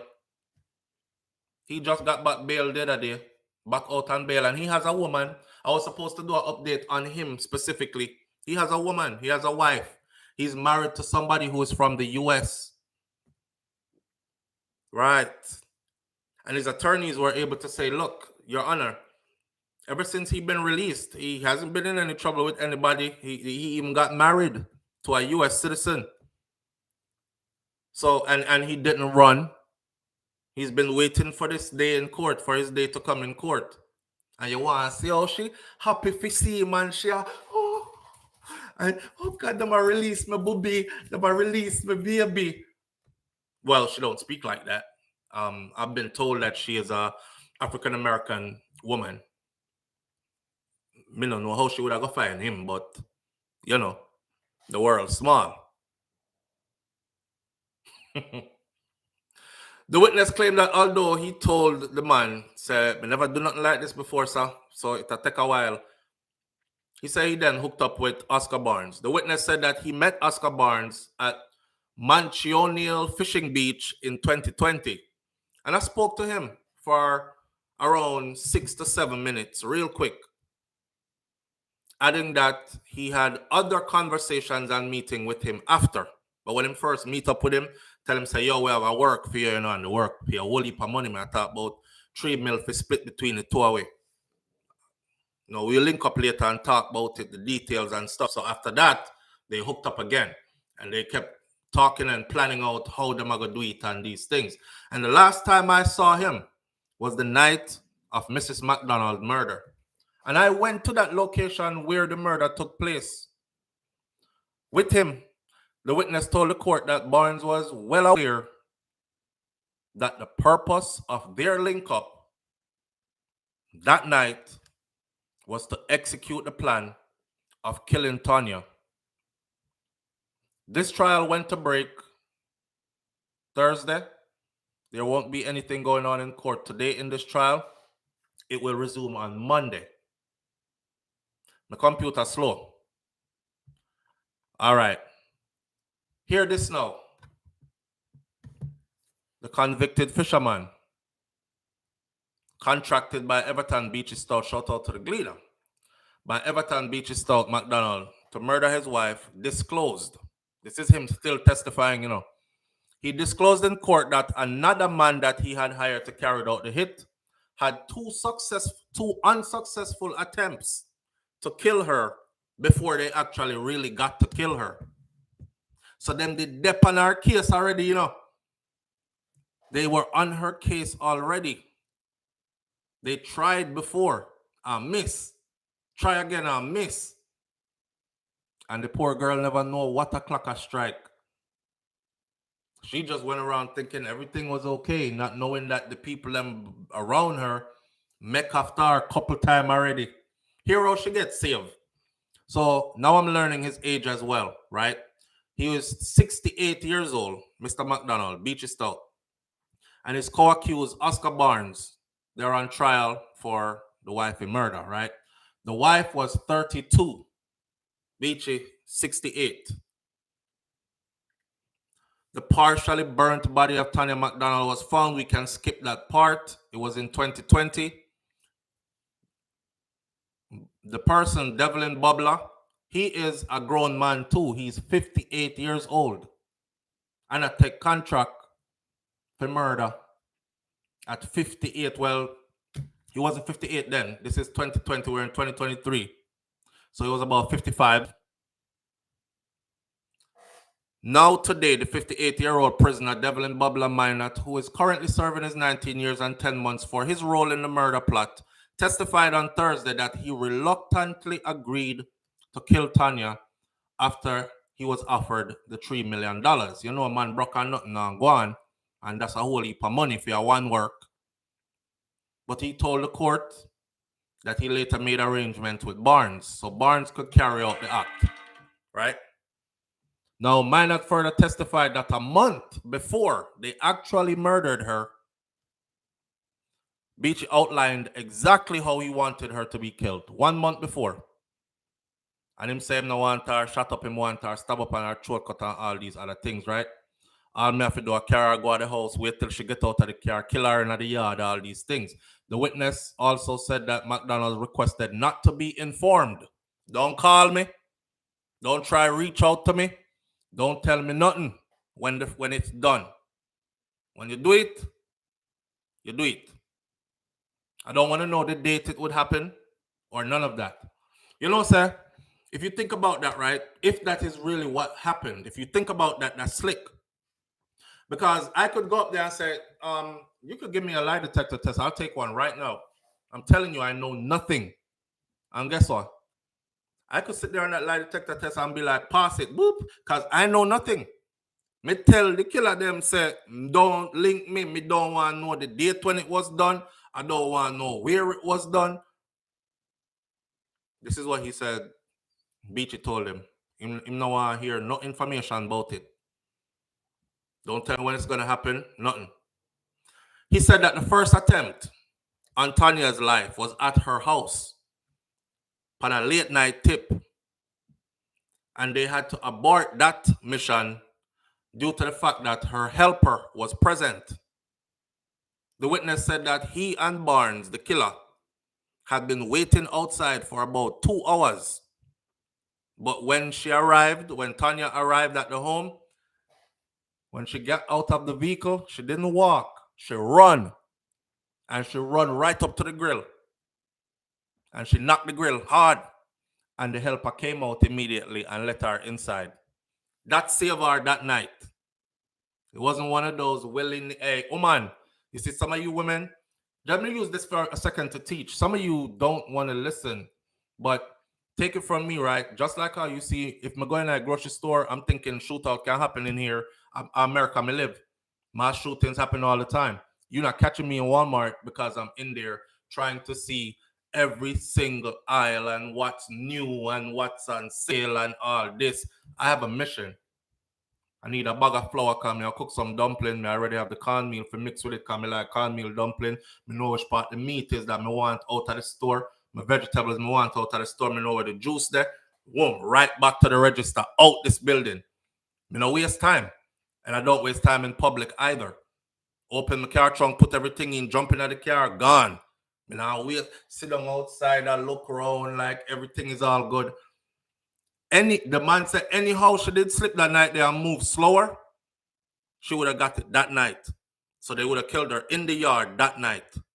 So we would have just heard that his wife got killed by her house. He was down at the business doing a late night, and she left and went home, and somebody must have trailed her to the house. Looks like it's an attempted robbery, and killed her. Didn't work that way. This particular day, she jumped out of her car and run. Something must tell her to run, go to the grill. In the second attempt, the witness said that he lured her to Portland under the guise that he was going to buy a gun, which she had asked him to source for her, because she wants a gun for herself. So this is an illegal gun, of course, because it doesn't come through the FLA. So I'm lured her to Portland on the guys that they're going to go get the gun for her, right?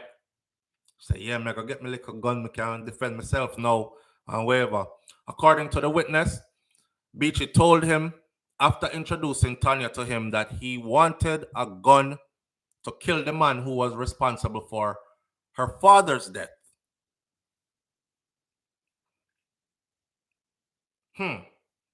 According to the witness, Beachy told him, after introducing Tanya to him, that Tanya, wanted the gun to kill the man who was responsible for her father's death.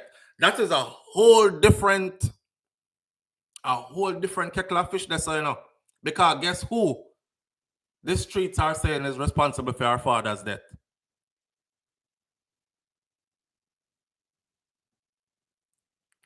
Who is the street saying is responsible for our father's death? And not only our father, I believe our brother as well. There's a story out there where she was made to talk her brother into taking out some big life insurance policy and then dash him away. And she was the main benefactor of that. Like a whole heap of story out there. Y'all need to go back and when we're done with this, I'll tag the first video we did that had all that information, the old stories, and I'll put it at the top of this video. Pin it as the first comment. Just click that link and go over there, right? Beachy said, listen to this. Minot, the same man where I testify, he said that Beachy told him that he was the one who actually murdered our father. Yeah. He was the one that she want a gun to go kill the man who murdered our father because she think of somebody else. But me actually kill him. And me get him killed. Rastafari. Turning back to the trip, he said that before going to Portland, he went to St. Mary with Barnes, the killer, the alleged killer, who he had asked to procure the gun for him. And while they were there, he called Tanya and he told her that he had got the gun and she was to come and pick it up. I lure her for kill her, you know. Beachy already tell him, say, she want gun for kill the man where kill her, but me kill him. I don't know if she want no gun for, but a perfect time for it. Don't tell me. When they arrived, he said that Barnes left his car, and when he went in search of him, couldn't find him. And when he went in search of him, Barnes told him that the gun was in a fishing boat, but that he could not retrieve it as he was being watched by a woman that was nearby. I don't know if she a police or what, undercover or nothing, so I don't go over which part the gun there. The witness said that during that trip now, Tanya had given him $500,000. That was the money for the gun. And said that the money was from both her and her husband. And my money and him put something on it so from it away, but I feel my gun.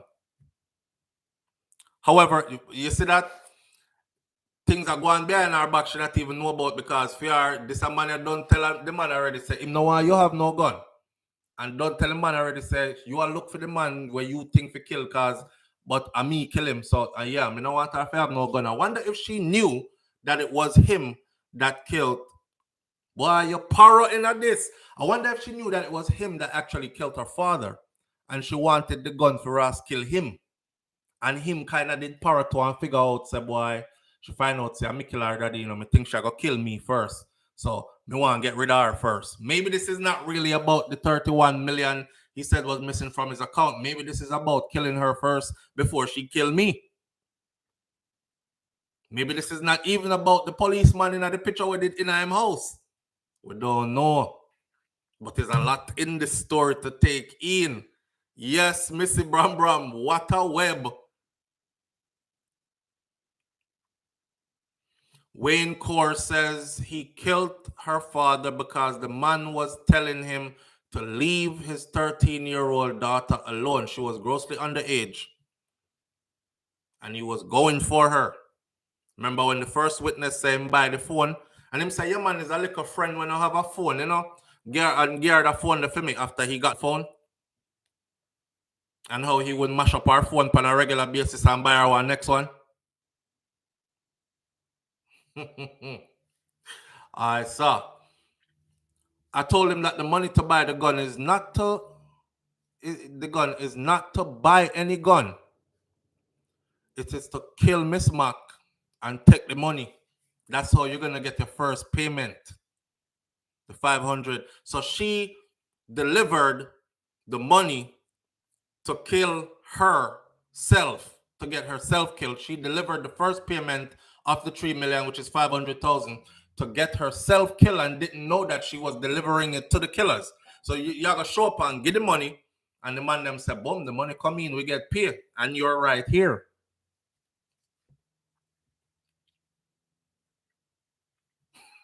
Crystal G said, I guess nobody knows see the padlock, the frog with the padlock in the courthouse yet. Yvonne Wallace says 13. Yvonne, he's 68. She was 32 at time of death. And I've been with her for many years. So, I mean, if you do the maths.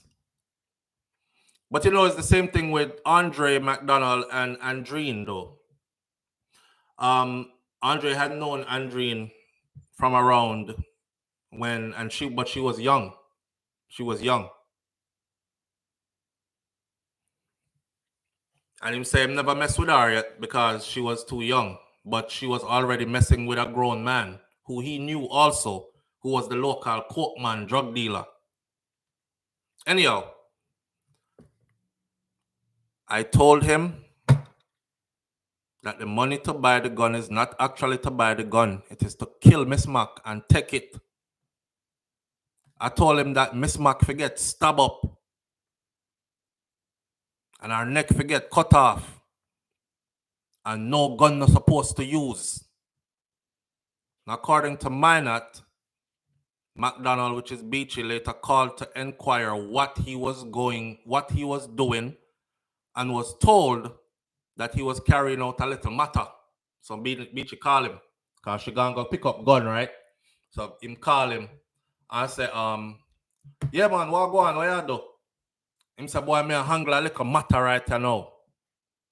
But Beachy told him that he had just talked to Tanya and he was lying. Him say, you know, handle no matter, because me just talk to her. That means you're not kill her yet. Me handle a little matter, boss. You know, handle no matter. Uncle matter you want him handle. If it dust her out. So how me call her and talk to her? You know, handle no matter. Remember, I'm calling the man idiot before, you know. How you move so slow. This for the done already. And I'm gonna give that job here to somebody else, you know. If you can't do it, at least make one of the youth them from town do it. Cause you look like you're slow. Big idiot thing you deal with. Yo, I don't want to give you a job and you don't say you don't finish it, you know. These are all the words from this transcript. I'm just going through them, putting them together. According to minor testimony later on, Beachy called him. I asked him, when I do? He said, boss, may I take care of a little matter, but McDonald told him that he had just spoke to his wife and you wasn't taking care of no damn matter, you're lying. The witness said that McDonald later told him that he had instructed his wife to leave and that she was on her way home. So they left.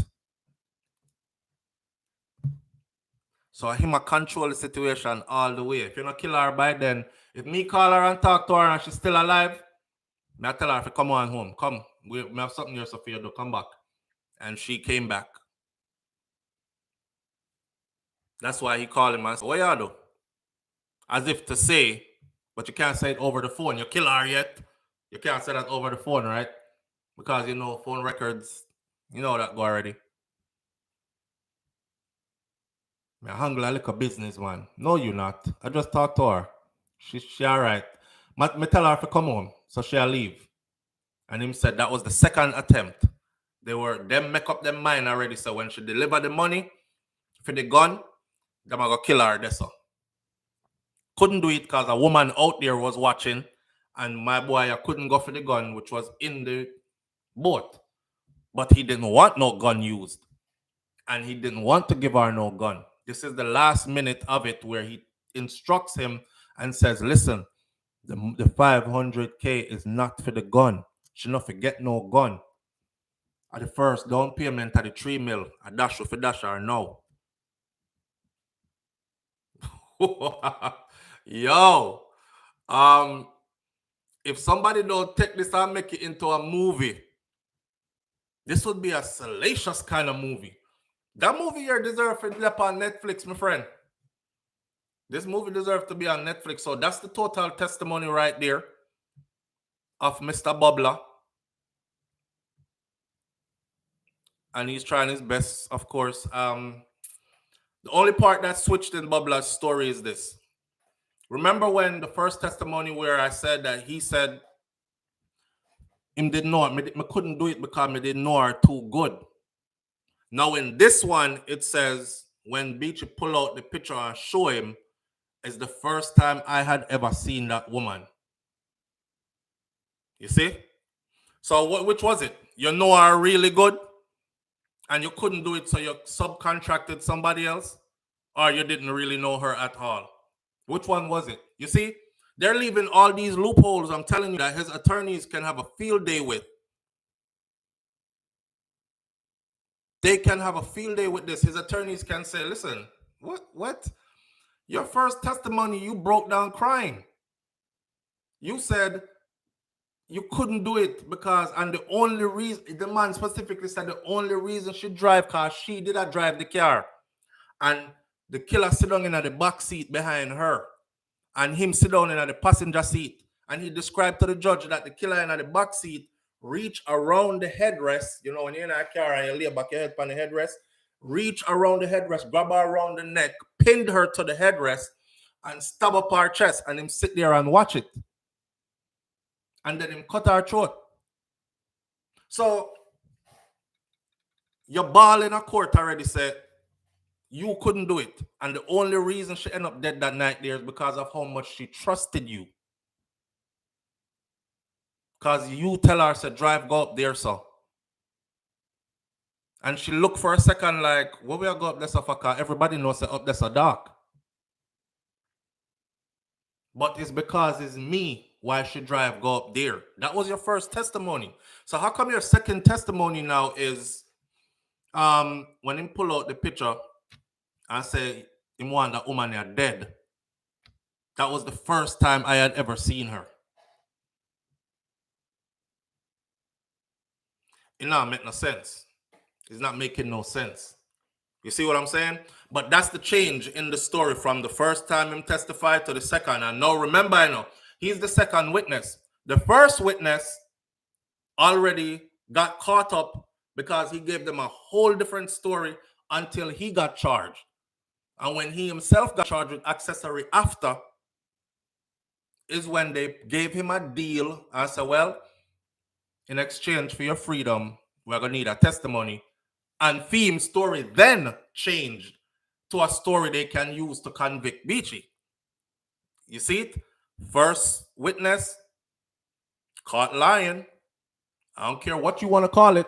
I don't care how you want to say, boy, so far, you know, him did free at first. But, you know, then, nope. What's going to stand in court is his attorney, Beachy attorney, them are going to say, Your Honor, honestly, he got hit with a charge, right? And that's when his story changed to save himself, correct? Yes. Okay. So he had a motive to actually switch his story into a lie to incriminate my client. Yes or no? Yeah. Okay. Now, this man right here, in his story, he's saying, remember his first testimony? He broke down crying and said, it's because of him, because she trusted him so much. And that's why I couldn't do it. So he had to subcontract somebody else. Now he's over here telling us that he had never known her before until the day when Mr. McDonald pull out her picture and say, want a gal dead. So which one was it? Y'all were so close that you couldn't do it? And it's only because she trusted you so much why she turned up in that dark era that night? Or you had never known about her or met her until the day and pull out a picture there, shortly before y'all carried out the murder? Which is it? This is court. This courthouse, something different from people opinion and shade tree argument and them something there. That's what I'm telling y'all. Somebody said yesterday, SouFlo, I guess you're changing your tune. I guess you want Beachy to get off. No, I'm just showing you how this can play out. But I show you how this can play out. Boy, should he careless for true? Should he careless for true? When I girl them that left a voice note, which again I will pin it, it's in the same video that I'm telling you about. When I girl them that left a voice note, the one that asked about her friend, and God knows she don't deserve this, but still, she did, boy, she did wild, you know. She bad, you know. She bad. That's how the girl was saying, right? The girl said, nothing but she go up there. Go CK, one of them boy there. Because people go up in them dark area, they go do them little antics at nighttime or something. Nothing but she go up there. And one of them boy, they kill her up there. That's what the person said first. Or nothing but she go up there and beat. No, the person said nothing but she go up there with one of them boy there. Figure Beachy did have man follow her and them kill her up there. And the boy, what did they with her, get to her or something. And that's not his testimony. Bubla's testimony is that him tell her to turn up there. And she did because she trusted him so much. Even though she gave him the initial, what? Up here? Why? But she still went because it's him. She felt like she was in the company of somebody who would never harm her. That was his initial testimony.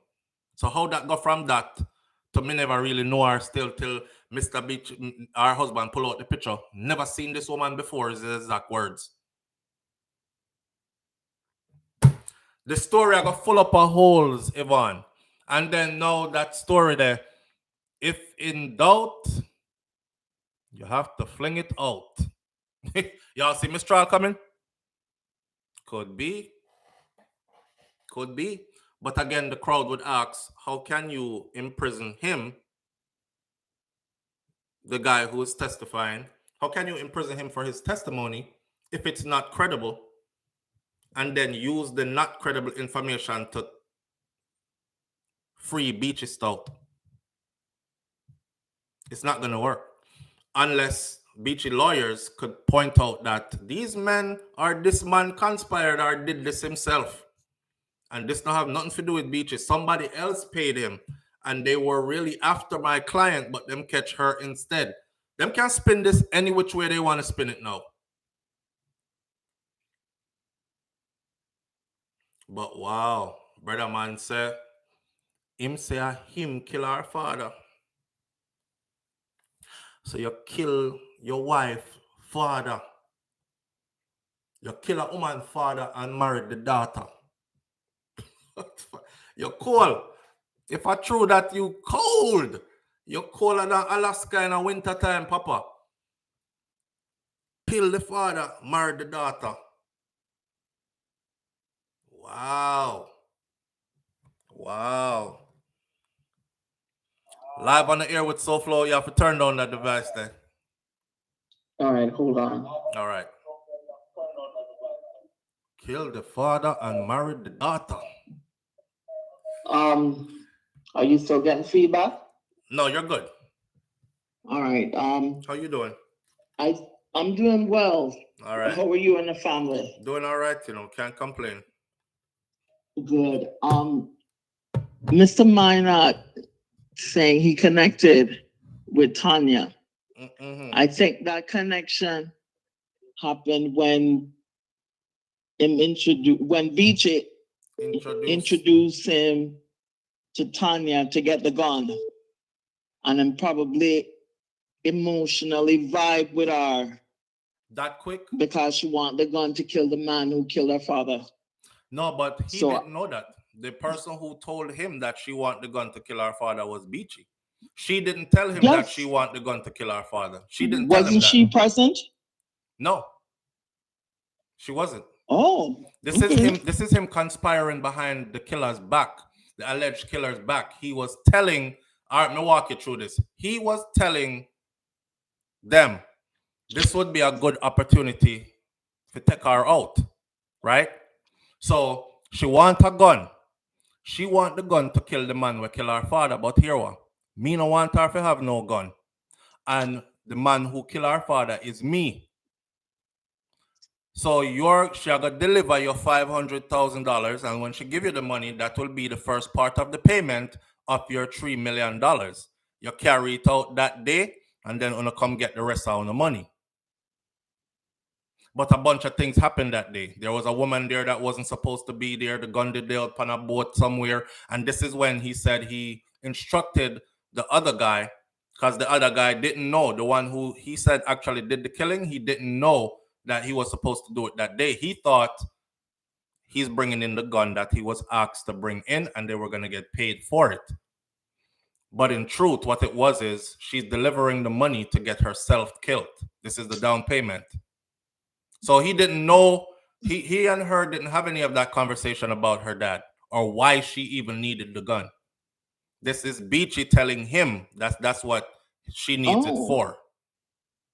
All right, because somewhere it seems like he connected with Tanya emotionally. That's what he said in his first testimony. But now he's saying that until the minute when Beachy pulled out the picture and showed him and said him want the woman near dead, that's the first time he had ever seen her. Mm-hmm. Right. Emotional connection. I don't know. Something happened. I don't know, but according to his testimony, BM says, where's the proof that Beachy actually told them to kill her? And that's what I'm telling you is the lawyers are going to have a field day in court because they're going to have to come up with all that, prove all that. All right, I'll listen to more. All right. All right, have a good one. You too now. Bye-bye. Bye-bye. Yeah. That's a good one, BM. Absolutely. Dente D said he probably didn't know her before. Remember, he said he went to Beachy for a job, and he told him that he have a better job for him. And he showed him her picture. Right, Dente D. So this now make no sense, because check it. If he went for a job and the man said, mind you, this man is coming to me for a job. I don't know this man don't know me. So when him come to me and tell me say him need work, how do you go from nah, you don't do no hand-on bag, nothing. I have a better job for you. And just randomly pick him to be a killer like that? Someone you don't know? That's what it said. He said he went to go look for work and the man said, no, I have a better job for you. And pull out the picture. So that tells me, one, he selected him to be the killer. to a stranger who he doesn't know, because he said he didn't know him before. He caught his attention when they were at the fishing beach, and then pull up in a nice shiny black BMW, and people call out him name, and he must have said, oh, the man, that's the big man, which part him have business, whatever, and he showed up the Saturday after he saw him and asked him for work. And him said, no, I have a better job for you. That don't make no sense. That don't make no sense. So either he's gonna have to get him story straight and proper and put a timeline pan, or that is going to be going out the window. Right? Maybe he has a history of being a killer, arranging killings. Who is their right man would give a man you don't know work for kill man? Absolutely. Exactly, Crystal G. And within the time frame of him saying, watch this, within the time frame of him saying when him first meet Beachy and first got saw the picture of Tanya, within that time frame to the time that she was killed is a short space of time. So how could you have developed such a relationship already to the point where you're close, you're that close? But he did say, Beachy did instruct him to drop her off at home, and when she come out of the car, so obviously he's probably going to tell him, hey, you know, when you own your business and thing, you tell one of your workers them, hey, come carry Miss McDonald, go up at the yard for me, come carry her home, she'll get tired. I'll stay down here and close up the store tonight. And then you whisper, when you reach up her yard, kill her in her front yard here. So maybe he was working with them for a while and like dropping her home back and forth kind of thing. And that's where they developed that relationship at. That's the only window I see where they developed that relationship at. It's going to be something to see in court. It's going to be something to see in court. Mervyn the Point, Jamaica curse says speculation. Beachy probably knew his background based on his recommendation background.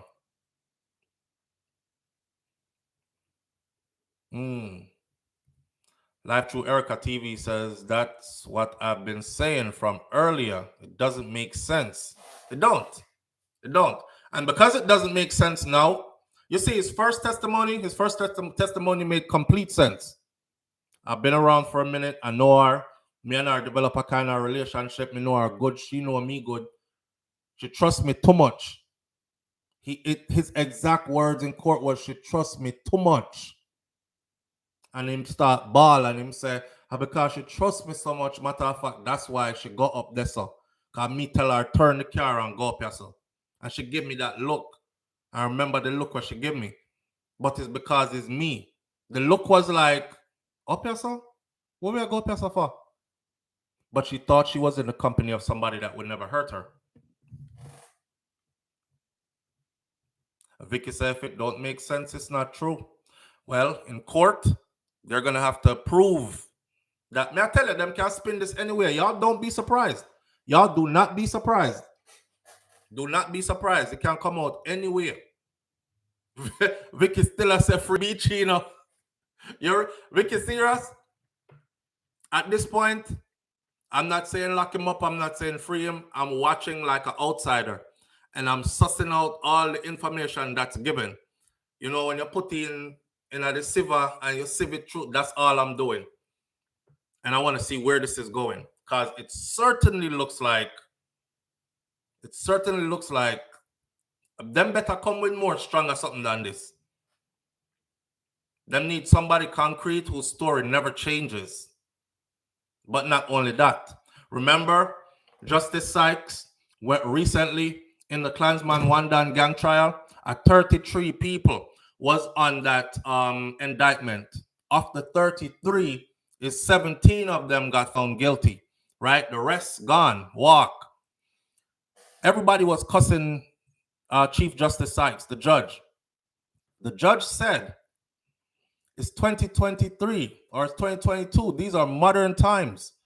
Y'all can't expect to just come in here and just tell me, say, SouFLo kill a man over upon Johnson Street. Where's the the DNA proof. We don't have any pictures, any videos, any voice recordings, any like you set up a sting and get some confession on tape, like anything. We don't even have a death certificate for the man. Where's this going? What am I supposed to do with that as a judge? That means I would be setting the precedence for anybody to walk in and just say, hey, the man you kill the next man over there. So, and I'm supposed to do what? Say life in prison? You have to bring tangible proof. I don't care if Paula disagree with the verdict gone already. What Paula said about the verdict? Shout out to Teach Them. I usually every day now and then fluctuate Teach Them. I'm actually subscribed to Teach Them channel. I think Teach Them did an interview with Paula yesterday. It came up on my screen, but I haven't watched it yet because I saw it last night late. But what did Paula say about the verdict? You said she disagree with the verdict, Crystal G. What did she say? She said they didn't get enough time.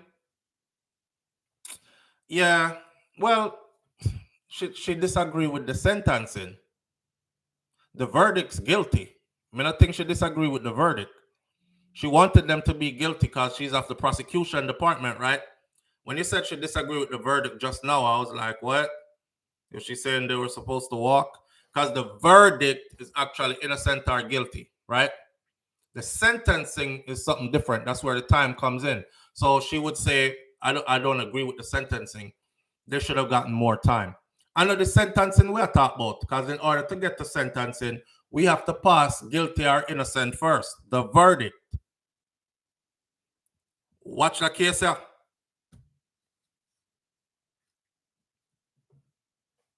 She's going to disagree because she and her sentence, sorry. Paula, failure. How can someone not directly participate in court in the biggest case in her career? Department did a piss poor job. They're getting sentenced though, although people want them to get more time. Live on the air with SouFlo. Good morning. Good morning. Good morning. Link up, SouFlo. Big up.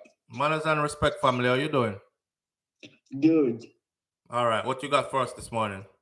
I think the man is a killer. You think the man is a killer? Yeah, I think the man is a killer. So you... And I think he get away with it, and you know, because he has money, he can manipulate the system. You think he's a killer and you think he's going to get away with it because he has money and he can manipulate the system? Absolutely.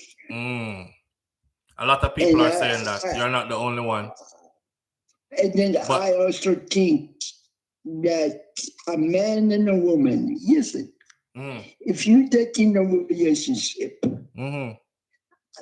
nobody owns anybody. And I have this conversation with my friends. I say, even if I marry somebody who love me and she go cheat, hey, let me see my kids whenever I want. No abuse my kids. No yet a man put their hands on my kids. And if you happy, you happy. That's fine. I'll go find somebody else. Right. Simple. Right. I agree. I absolutely agree. All right. She's basically saying, you know, in a man-and-woman relationship, nobody owns anybody. And if you find out that your partner is cheating, like if you're a cheat on me, I'll go find somebody else, but not try to kill nobody, and people shouldn't kill people for that. But there are different dynamics to this thing, I do. And I tell women this all the time as well, right? Because I tell women, because it's the women who seem to be getting killed in the cheating equation more than men. So I tell the women them like this. It's a certain level to the cheating. A man might be able to walk away if he has absolutely sure said, she never bring man in my house before. That man that never sneak in when me picnic them did asleep and I wasn't home. Or that man hasn't been on my bed, my marital bed me share with my wife. Or the man never wash him hood in my sink, my face base and I wipe it off and my hand towel them. If you didn't take it there, she have a man out the road where she deal with, yeah, my hurt, yes, never want her cheat on me, even if me did a cheat kind of thing. I'm being real, right? But I can break it up from here. I can break it up from here. But anyhow, man find out, say, man went in his house where he lays his head, in his bed where him lay down and sleep. The bets are off. You don't know what could have happened there, sir. Yeah, but you know what? I would do so far. I'm a man, okay? I would go find the best friend and I would sleep with the best friend. But I mean, yeah, revenge is so. That's it. I don't have to kill nobody or put my hands on no female. Come on, man. You would have go find the friends and sleep with the friends. Damn what? Payback. What you need to do? Have kids with this woman, and the kids say, "Why are you willing to kill my mother?" And I need to deal with that. No, sir. Sir.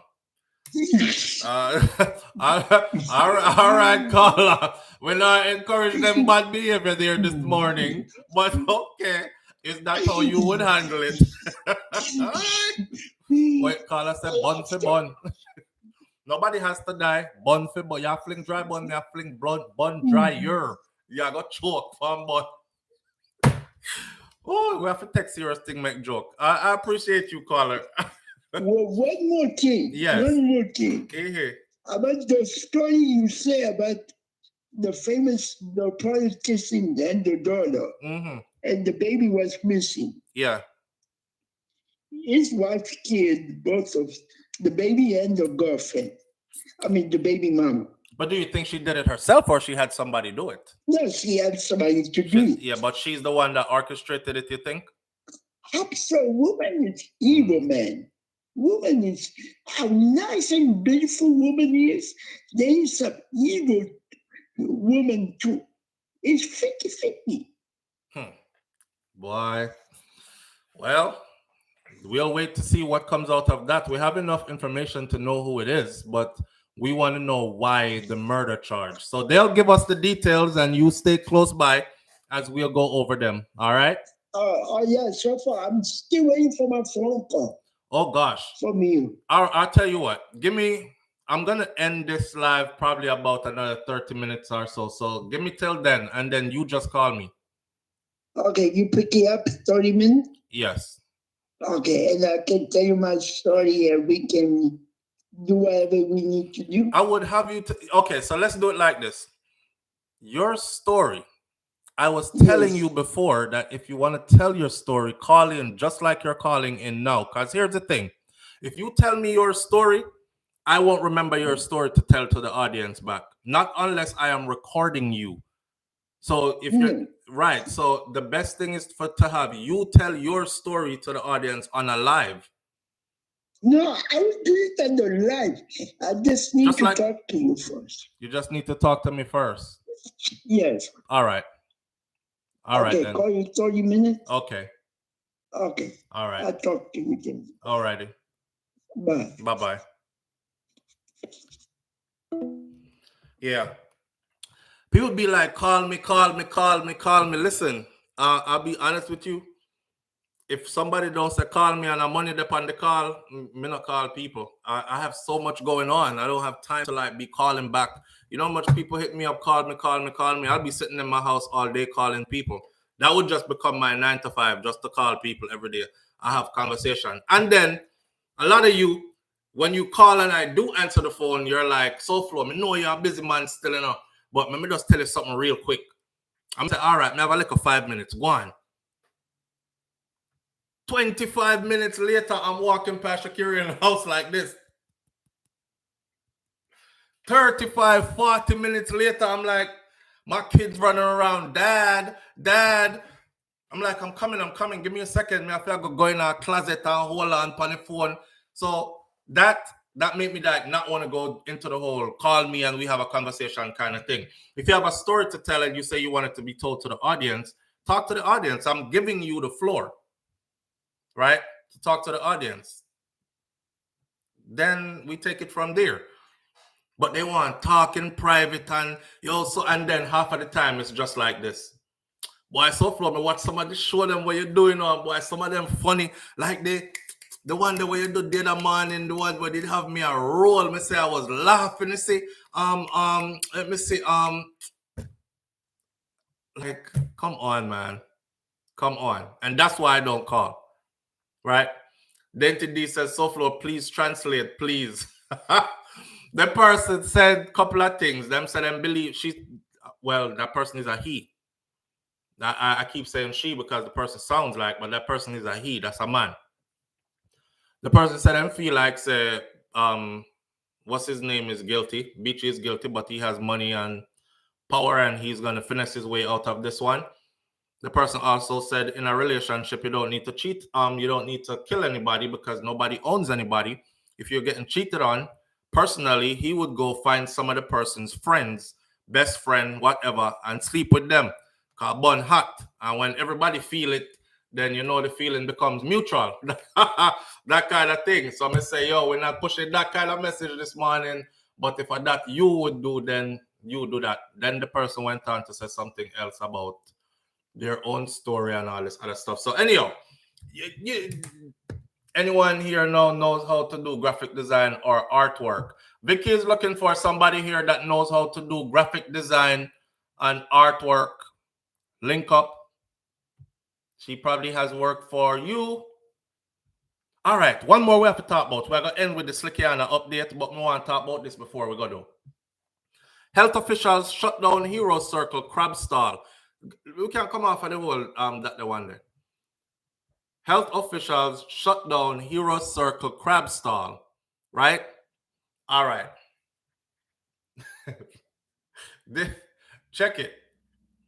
The Hero Circle crab stall was shut down by health officials because no. Someone don't even know what I'm talking about. There's a place in Jamaica. If you look at the icon for the video, you'll see the big crab them in the pot. There's a place in Jamaica called Crab Circle.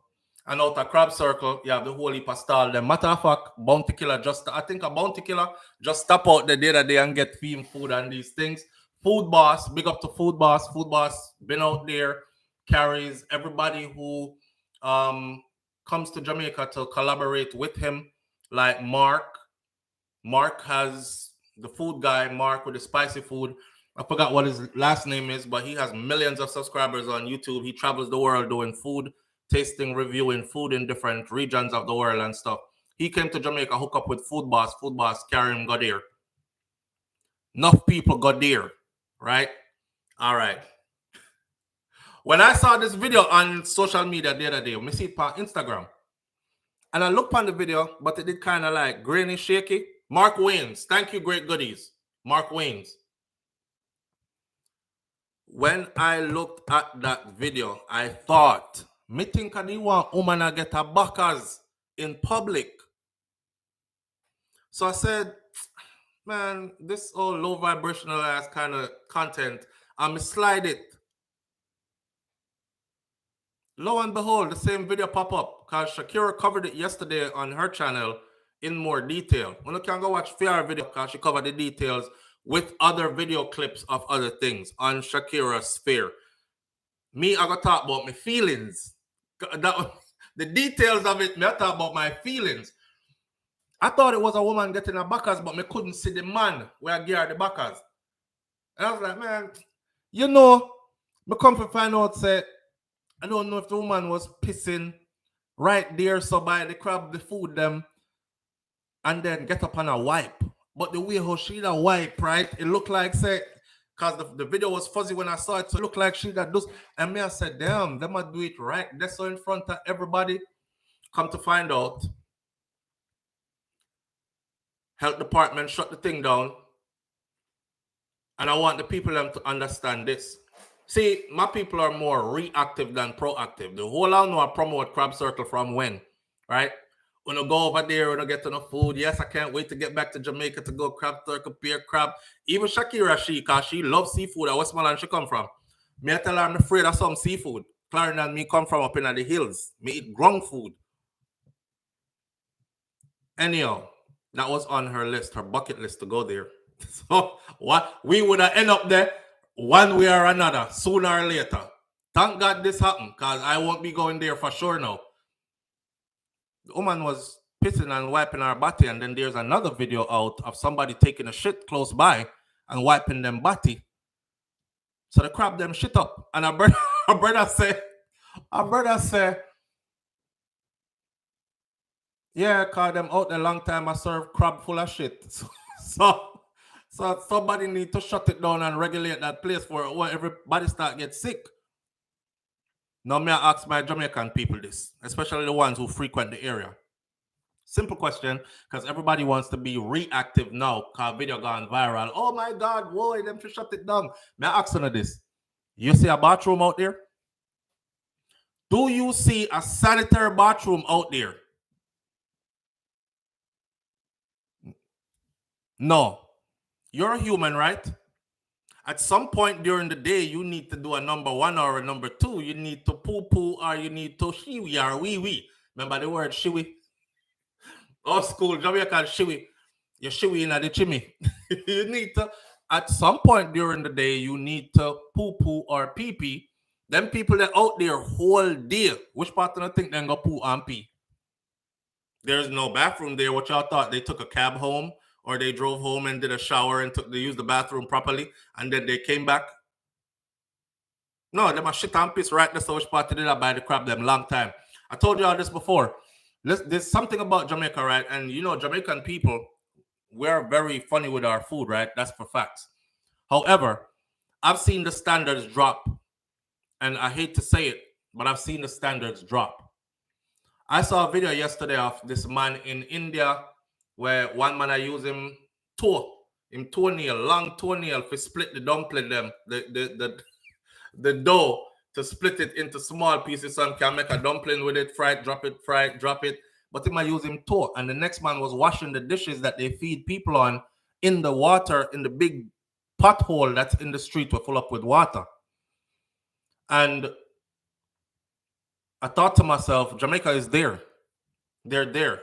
I don't know if y'all remember, I told y'all I was down in Mobile last, down on the water, and right by Hip Strip. Right off there, so by Hip Strip, at the end of the strip, there's a lady that sell coconut. Nasty girl, woman. She sell coconut. Let me call her out. Right there, so by Hip Strip, down at the end of the strip. One nasty woman there, right there, so right which part you could go down into the beach. One nasty woman there, right there, so she have a dirty attitude too. When I went and I asked her, I said, you have any jelly? She said, yes. Now, in the 10 seconds when me asked you have any jelly, I saw so many violations around me. I noticed there was a big pile of garbage that had all kinds of stuff in it. If you can think of it and it's garbage, it did another garbage pile there. And they're sitting right next to it. And this is where my coconut I go get cut up, right next to that nasty sitting there. And the fly them was so overbearing. The whole time you there, you have to be like this, right? Now, lady, me ask if you are jelly. But me I talk like this. Me I chat pato, right? Me hear her say, me have about 3 cold one left. Now she said, me have 2 cold one left. Me say, so I thought I was getting a cold one. She said something like, John, come chop up the jelly for me. The boy said, me can't chop jelly. Big man, you know. She said, all right, then move out of my way. Me will do it. I kid you not, she took up one board. And the board was sitting right over on that shit pile where the flies them was. And she took up the board and she used a cloth and dust off the board like that and put my coconut poly and start chop off the top of the coconut. I merely said to this lady, I said, mind you chop your hand, you know? Because in my mind, you know, me done say, I go take the coconut, but me I can't go dash it to her. I eat that.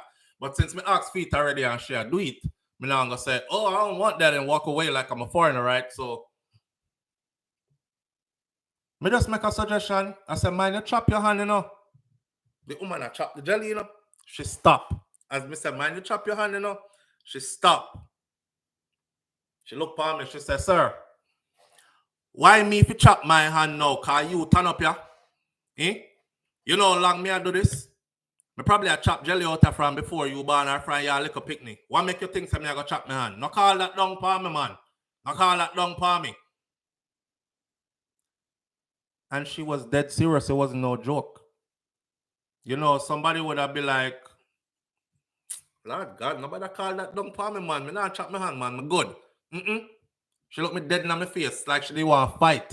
Sir, Why me if you chop my hand now? Cause you turn up here? I said, wow. Somebody said, okay.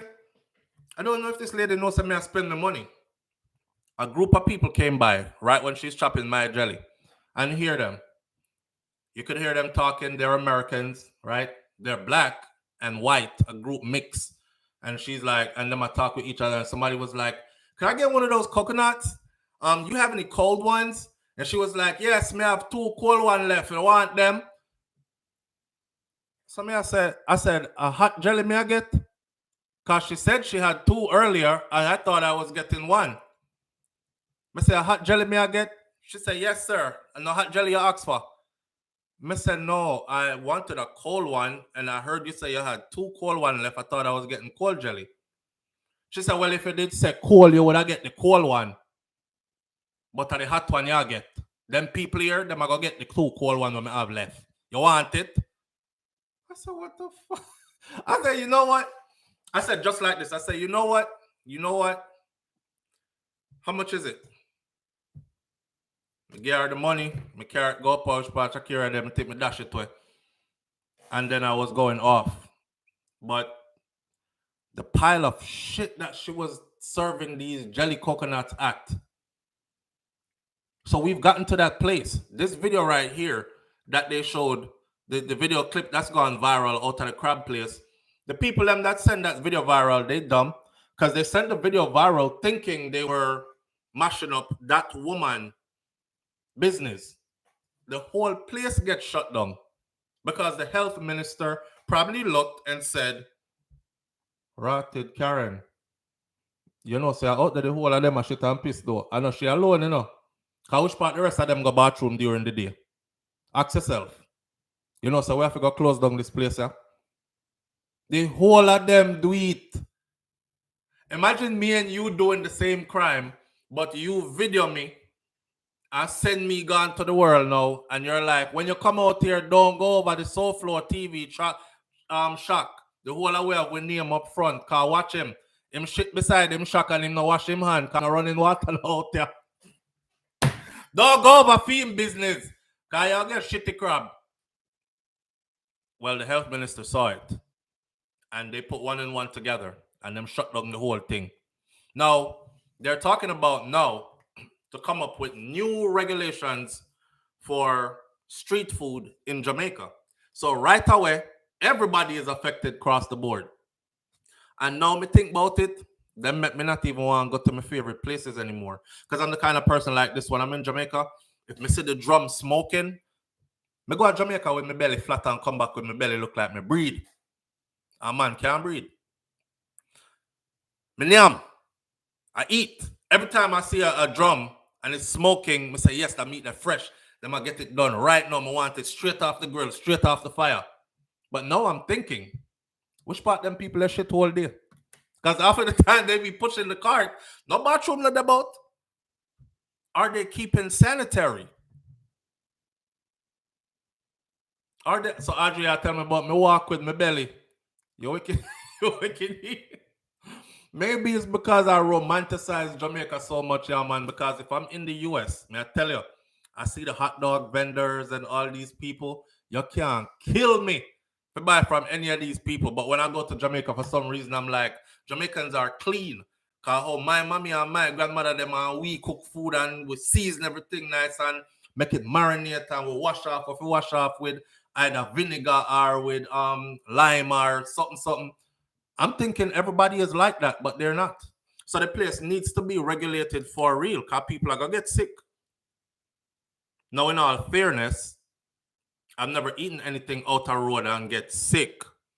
I probably did. You know what? I lie, me I tell. That might be the problem. Remember, I go to Jamaica one time, and as we land, we get food.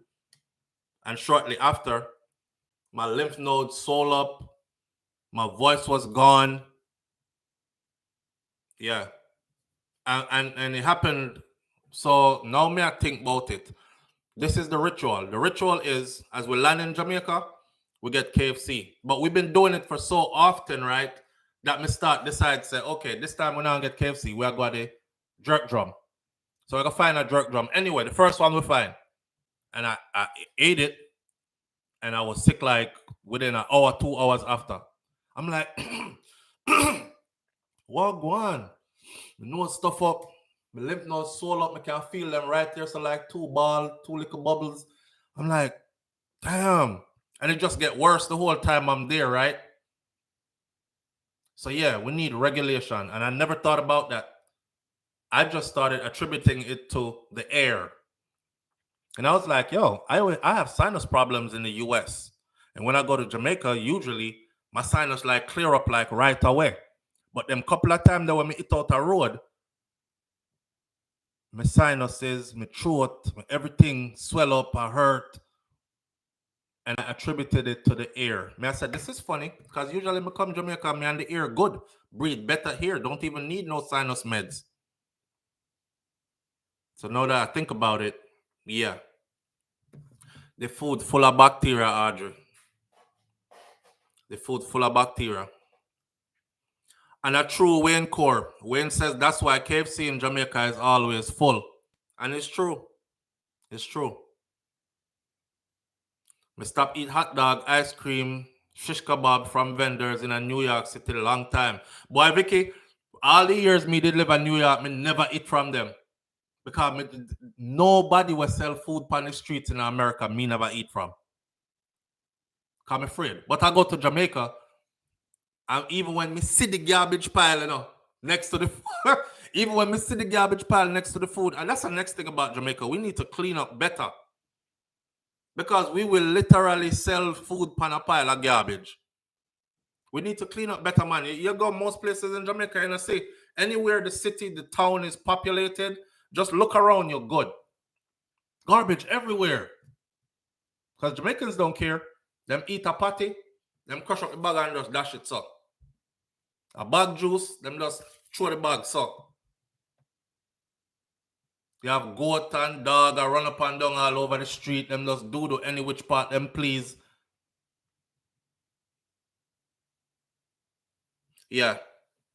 So we have to do better. But this is going to affect everybody across the board, but I don't think this is necessarily a bad thing. Me know people are going to run out now and say, boy, every time poor people try to make a living here, government run in and I try to regulate things. Hey, this is for our health.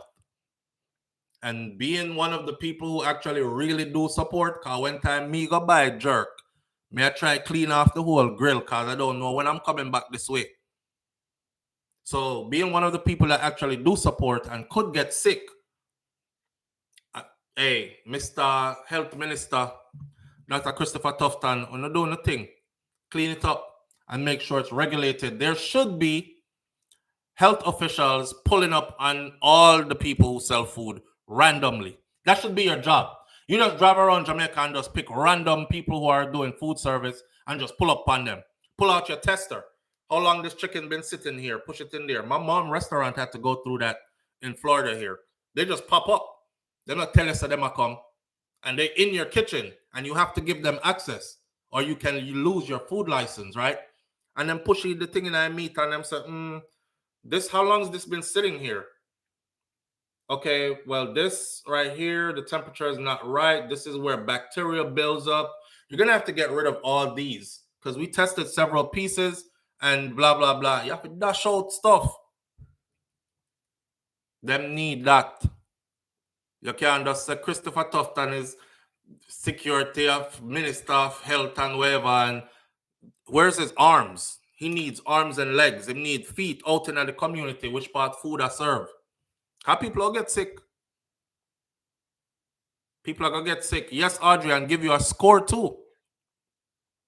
Give you a score too. That is how we end up with 5-star restaurants in the US. And it's not necessarily the food itself alone that makes 5-star. It has to be the food combined with your service and cleanliness. How many times did the health inspectors come in, surprised you, and found absolutely nothing wrong because your restaurant does everything up to par all the time, always on task, and put a lot of effort into cleanliness and safety? If every time they come through and them can't catch you nothing because you just that on top of it, you're one of those 5-star restaurants. And it boosts your ratings and it makes people want to go there. because they're sure they're not going to get sick. And then on the other restaurants, you'll see 3-star, 2-star, 1-star. Go do your review. You will see that they got shut down last month for 2-3 days because of sanitation issues, and they had to fix up some things back there, and the health department had to come back and retest and then certify before they could move forward. That's the places you don't want to go. 5Field63 says we have health inspectors that do visit and shut down vendors, restaurants, etc. Well, let's solve this one, and then we'll close with the Slickiana update. Let's solve this one. Solution, right? Because that was a problem. They have no running water out there, no bathroom, no sanitary bathroom, clean area, part of good concrete bathroom, flush toilet, women and men's. They have none of that there. You know where else is like that? Outer Helsha Beach is like that. They have a wooden toilet out of Helsha Beach, a boardhouse toilet. Big rotted Helsha Beach. Helsha Beach could be a tourism attraction over Portmore over there. But they have a boardhouse toilet with a curtain hanging and one toilet in it. So man or woman or anybody want to use the toilet, that's where you have to go to use the toilet. And if you're traveling by yourself and you go use the toilet there, anybody could walk in on you because you don't have nobody if it's a stand up outside for me. I'll make sure nobody no come in here. Me over Helsha and me I look for toilet for use and somebody said they're right there. So me driveway go back up at the place, the house that I was staying at, and go use the bathroom there. And then I left. And there's people out there all day. Enough people too. Vendors and everybody. So which part them do and pee-pee? Around the same area. So the crab place, a solution to that. Because I've seen many big name people from foreign come to Jamaica, and this is where they go. This is where people bring them to. So it's a bad look for people to be shitting and wiping body right out there. So which part of the crab them I sell? So do something. Whoever made this, I saw an interview and one of the vendors said, you know, when them first make the stall them, we asked them, you know, we said, which part, we said the stall them look good, but which part the bathroom them there? Where we supposed to go bathroom? They said they would make the bathrooms and they never did.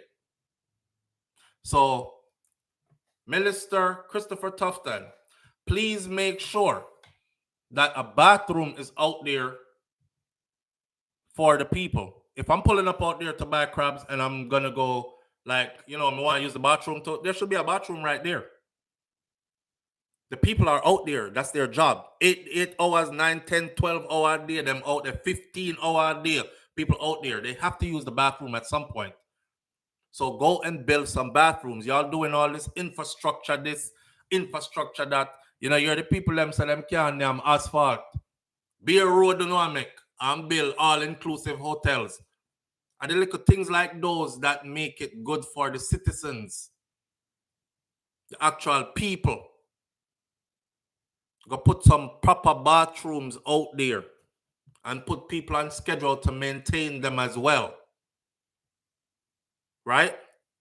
Right. We're done with that. Right now, if you go out there, there's a big sign that says it's closed. And the sign says why it's closed. And the sign says anybody that removes the closed sign from out there will be fined with a fine of up to $1 million and prison or jail time up to 12 months in jail. So if nobody out there, nobody, you know, Jamaican people still, somebody still a go out there. I know what I talk about. I have to make my money here because I have my partner job come up. I have to throw my honor, my bill, them have to pay and something. So them a duck down back and install like this. Hey, you want crab? Come. If you want to go back out, they're going to name the shitty crab. You can go on.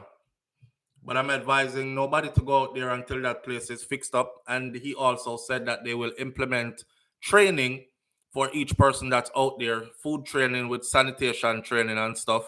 And until they have completed those and he is satisfied, then that place will not be open again. British Jamaican girl says, tasty patties sometimes give me diarrhea.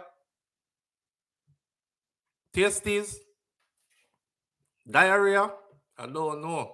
Me eat a whole heap of tasty patties when me there in Jamaica. Me buy them by the 24. Just get them in a one big white box. 24 of them. Because especially if I have my kids, one of my craving picnic them, I eat all 4 of them one time.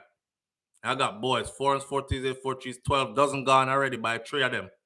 Me, myself, I'm eating 4. But them never done me anything before. Not the Tasties patties. The Tasties never done me nothing. And Tasties good to man. Them always clean. Them place of business is clean.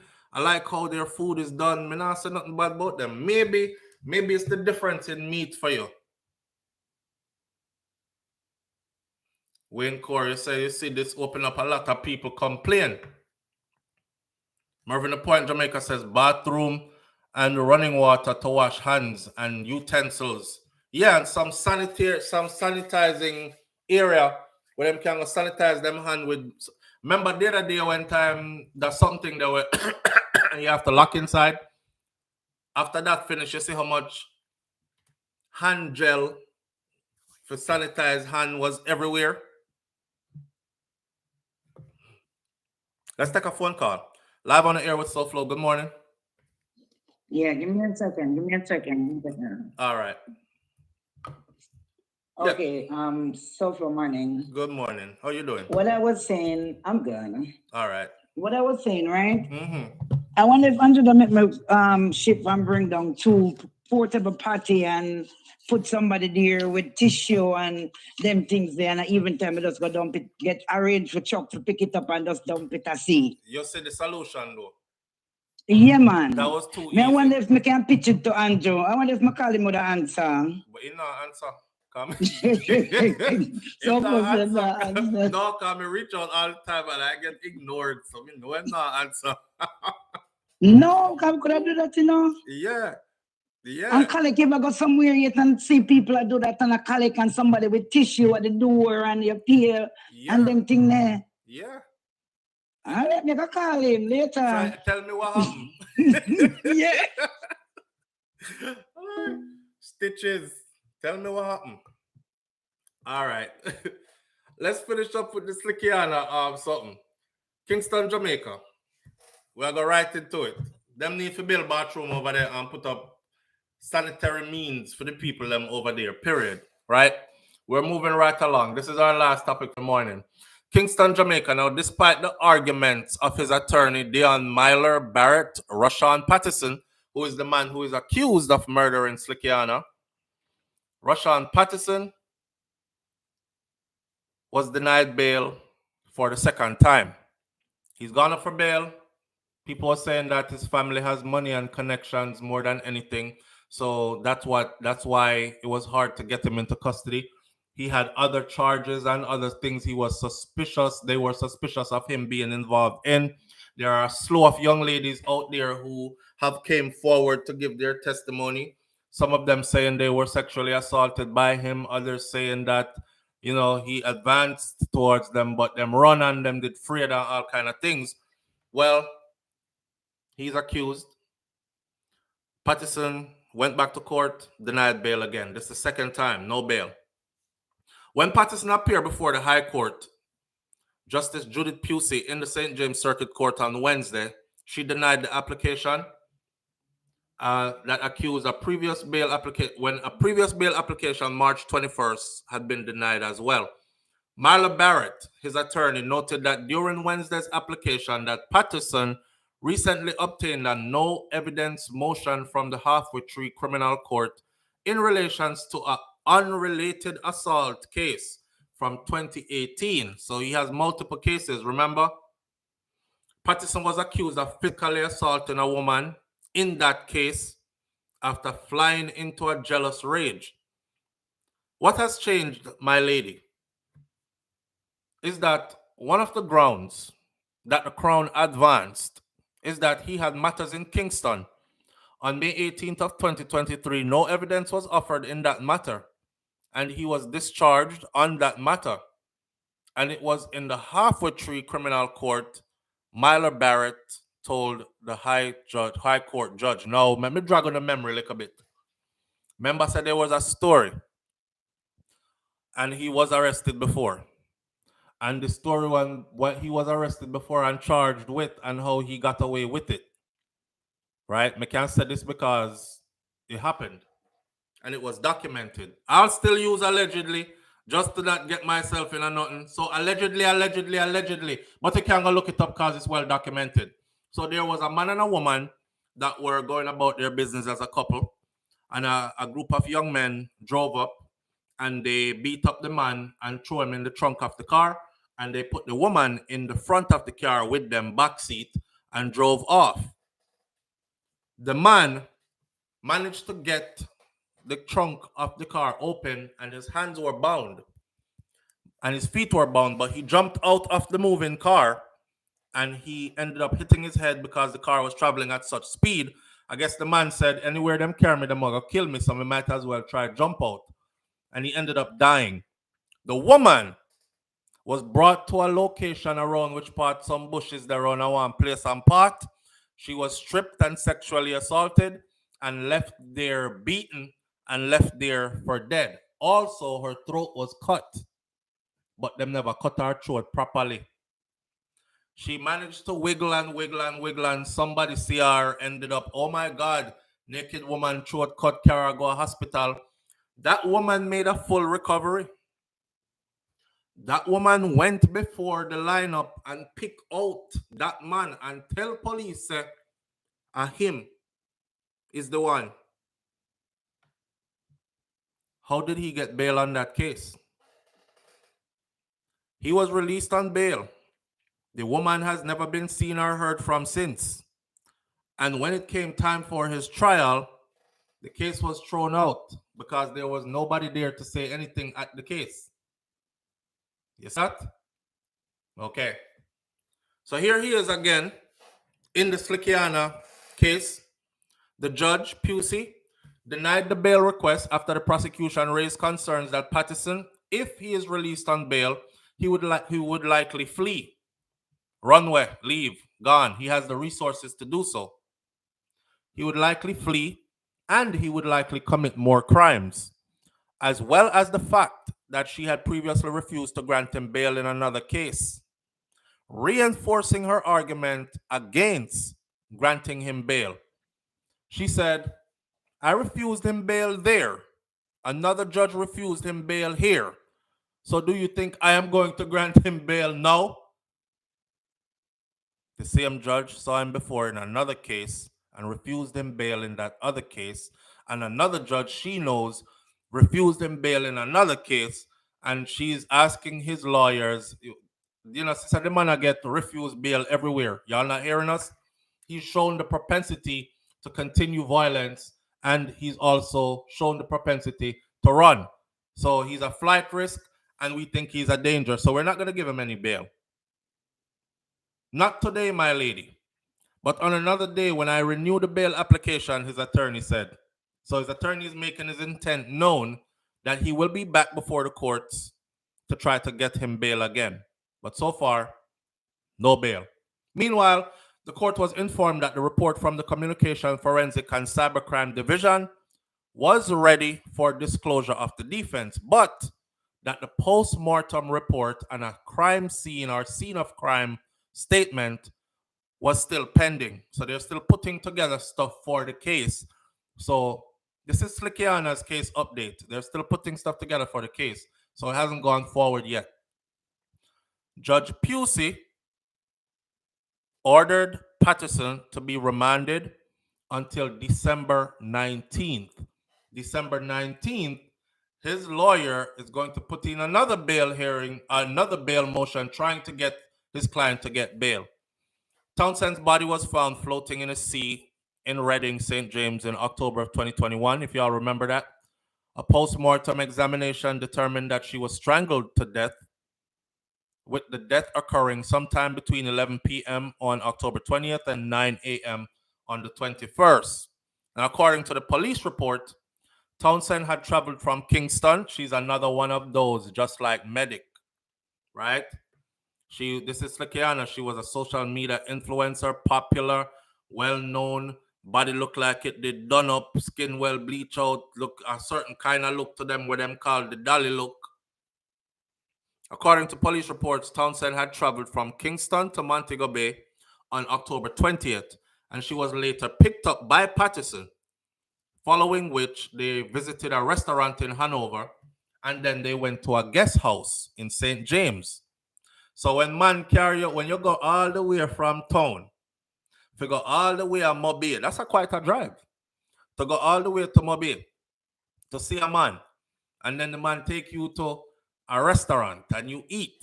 It's a popular restaurant. I don't know if it's Sharky's or one of them places there, but a lot of people told the police that I'm going to check Panda boy there because we see the girl and him we see her with. And they left in a car and they described the car and all that. And that is how they got on his trail in the first place. So after that, he took her to a guest house. Right? You rent room and stuff. What do you think man want to do? What do you think man wants to do? Sometime during the night, while they were there together, an argument developed between the two of them. Remember, they with each other before, An argument developed between the two of them, and it is said that she was strangled and her body was disposed of. What do you think man want to do now? When him care, you come from way up, so come visit. And we go to eat, nice restaurant and thing, popular spot, everybody see we and this. And then we have a room booked for both of us for the night. We're not going to sit up and play Pitter Pat and Dandy Shandy and whatever else we can play around there with friends. We're going into the room to lock in. Man's intention is to get some pum-pum. So nothing but, and this is my theory. I'm not saying that's what he did. I'm saying this is my theory. Something could have gone so. After I don't carry out and spend all this money and rent this a nice place after we and all these things, you tell me some I can't get some. Here what? Hold her down and take some. And she fight. And they argue and she fight. And she realized her rape, she gonna get raped. And she fight. It says that she was sexually assaulted. Right. Hold her down, strangle her. She dead. And then the security guard that was on duty, which is also an ex-soldier, I think them call him Soji. It's an ex-soldier who did up on duty. There's a whole nother side to that story because even he got caught up. Because the youth did not tell him about if you go down the road and look and see what the road look like and see if police line up down there, like, forensic team and these stuff, see what the area look like and these things, using him for a lookout. He actually got a charge. It missed something of murder, which is it's a crime that says you knew that a crime was committed and you said nothing. So he didn't get charged with murder, but he got charged with knowing that a crime had been committed, that crime, but he didn't say anything. Yeah. Wayne Core, word on the street is that that's exactly what he is. And he's been getting away with it for a very long time. And them say him tall and him handsome and him people them have money, so him catch a whole heap of woman. There was one masseuse who described, he came in one day in suit and him did have a bunch of other people with suit on, and him did tell them, him lie and tell them about he's a doctor, a prominent doctor, and he has his staff with him. The girl said something did wrong when him push up on her, and then he did something, or push him hand in her panty or something, up in her something. And a bag of other something sexual stuff going. I don't want to be out of place and say the wrong things. But that aggression and attacked her at her place of work and rub out one panar too. You know what I mean by rub out one panar. And she said she did so afraid. Morning, Elaine Brown. She said she did so afraid she freeze. And him do him thing and then left. She never see him again. Till now. Another woman did her story about how she actually escaped from him, but she was sure that he was going to kill her if she didn't get away, and she did. Missy Bram Bram said she left Kingston and think she was going to go meet a doctor just to talk. But listen now, she probably thought that, and then she probably summed him up as soon as she reached and said, no, you know, that boy, I don't know, doctor, you know. I try to figure out how me can come out of this, but maybe you have money. Maybe see where this I go. Women be playing the risk. When you know it, y'all be risking it all.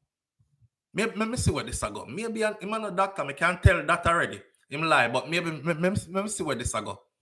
Cause the car nice, him look nice, the restaurant we went to nice, oh, the guest house nice.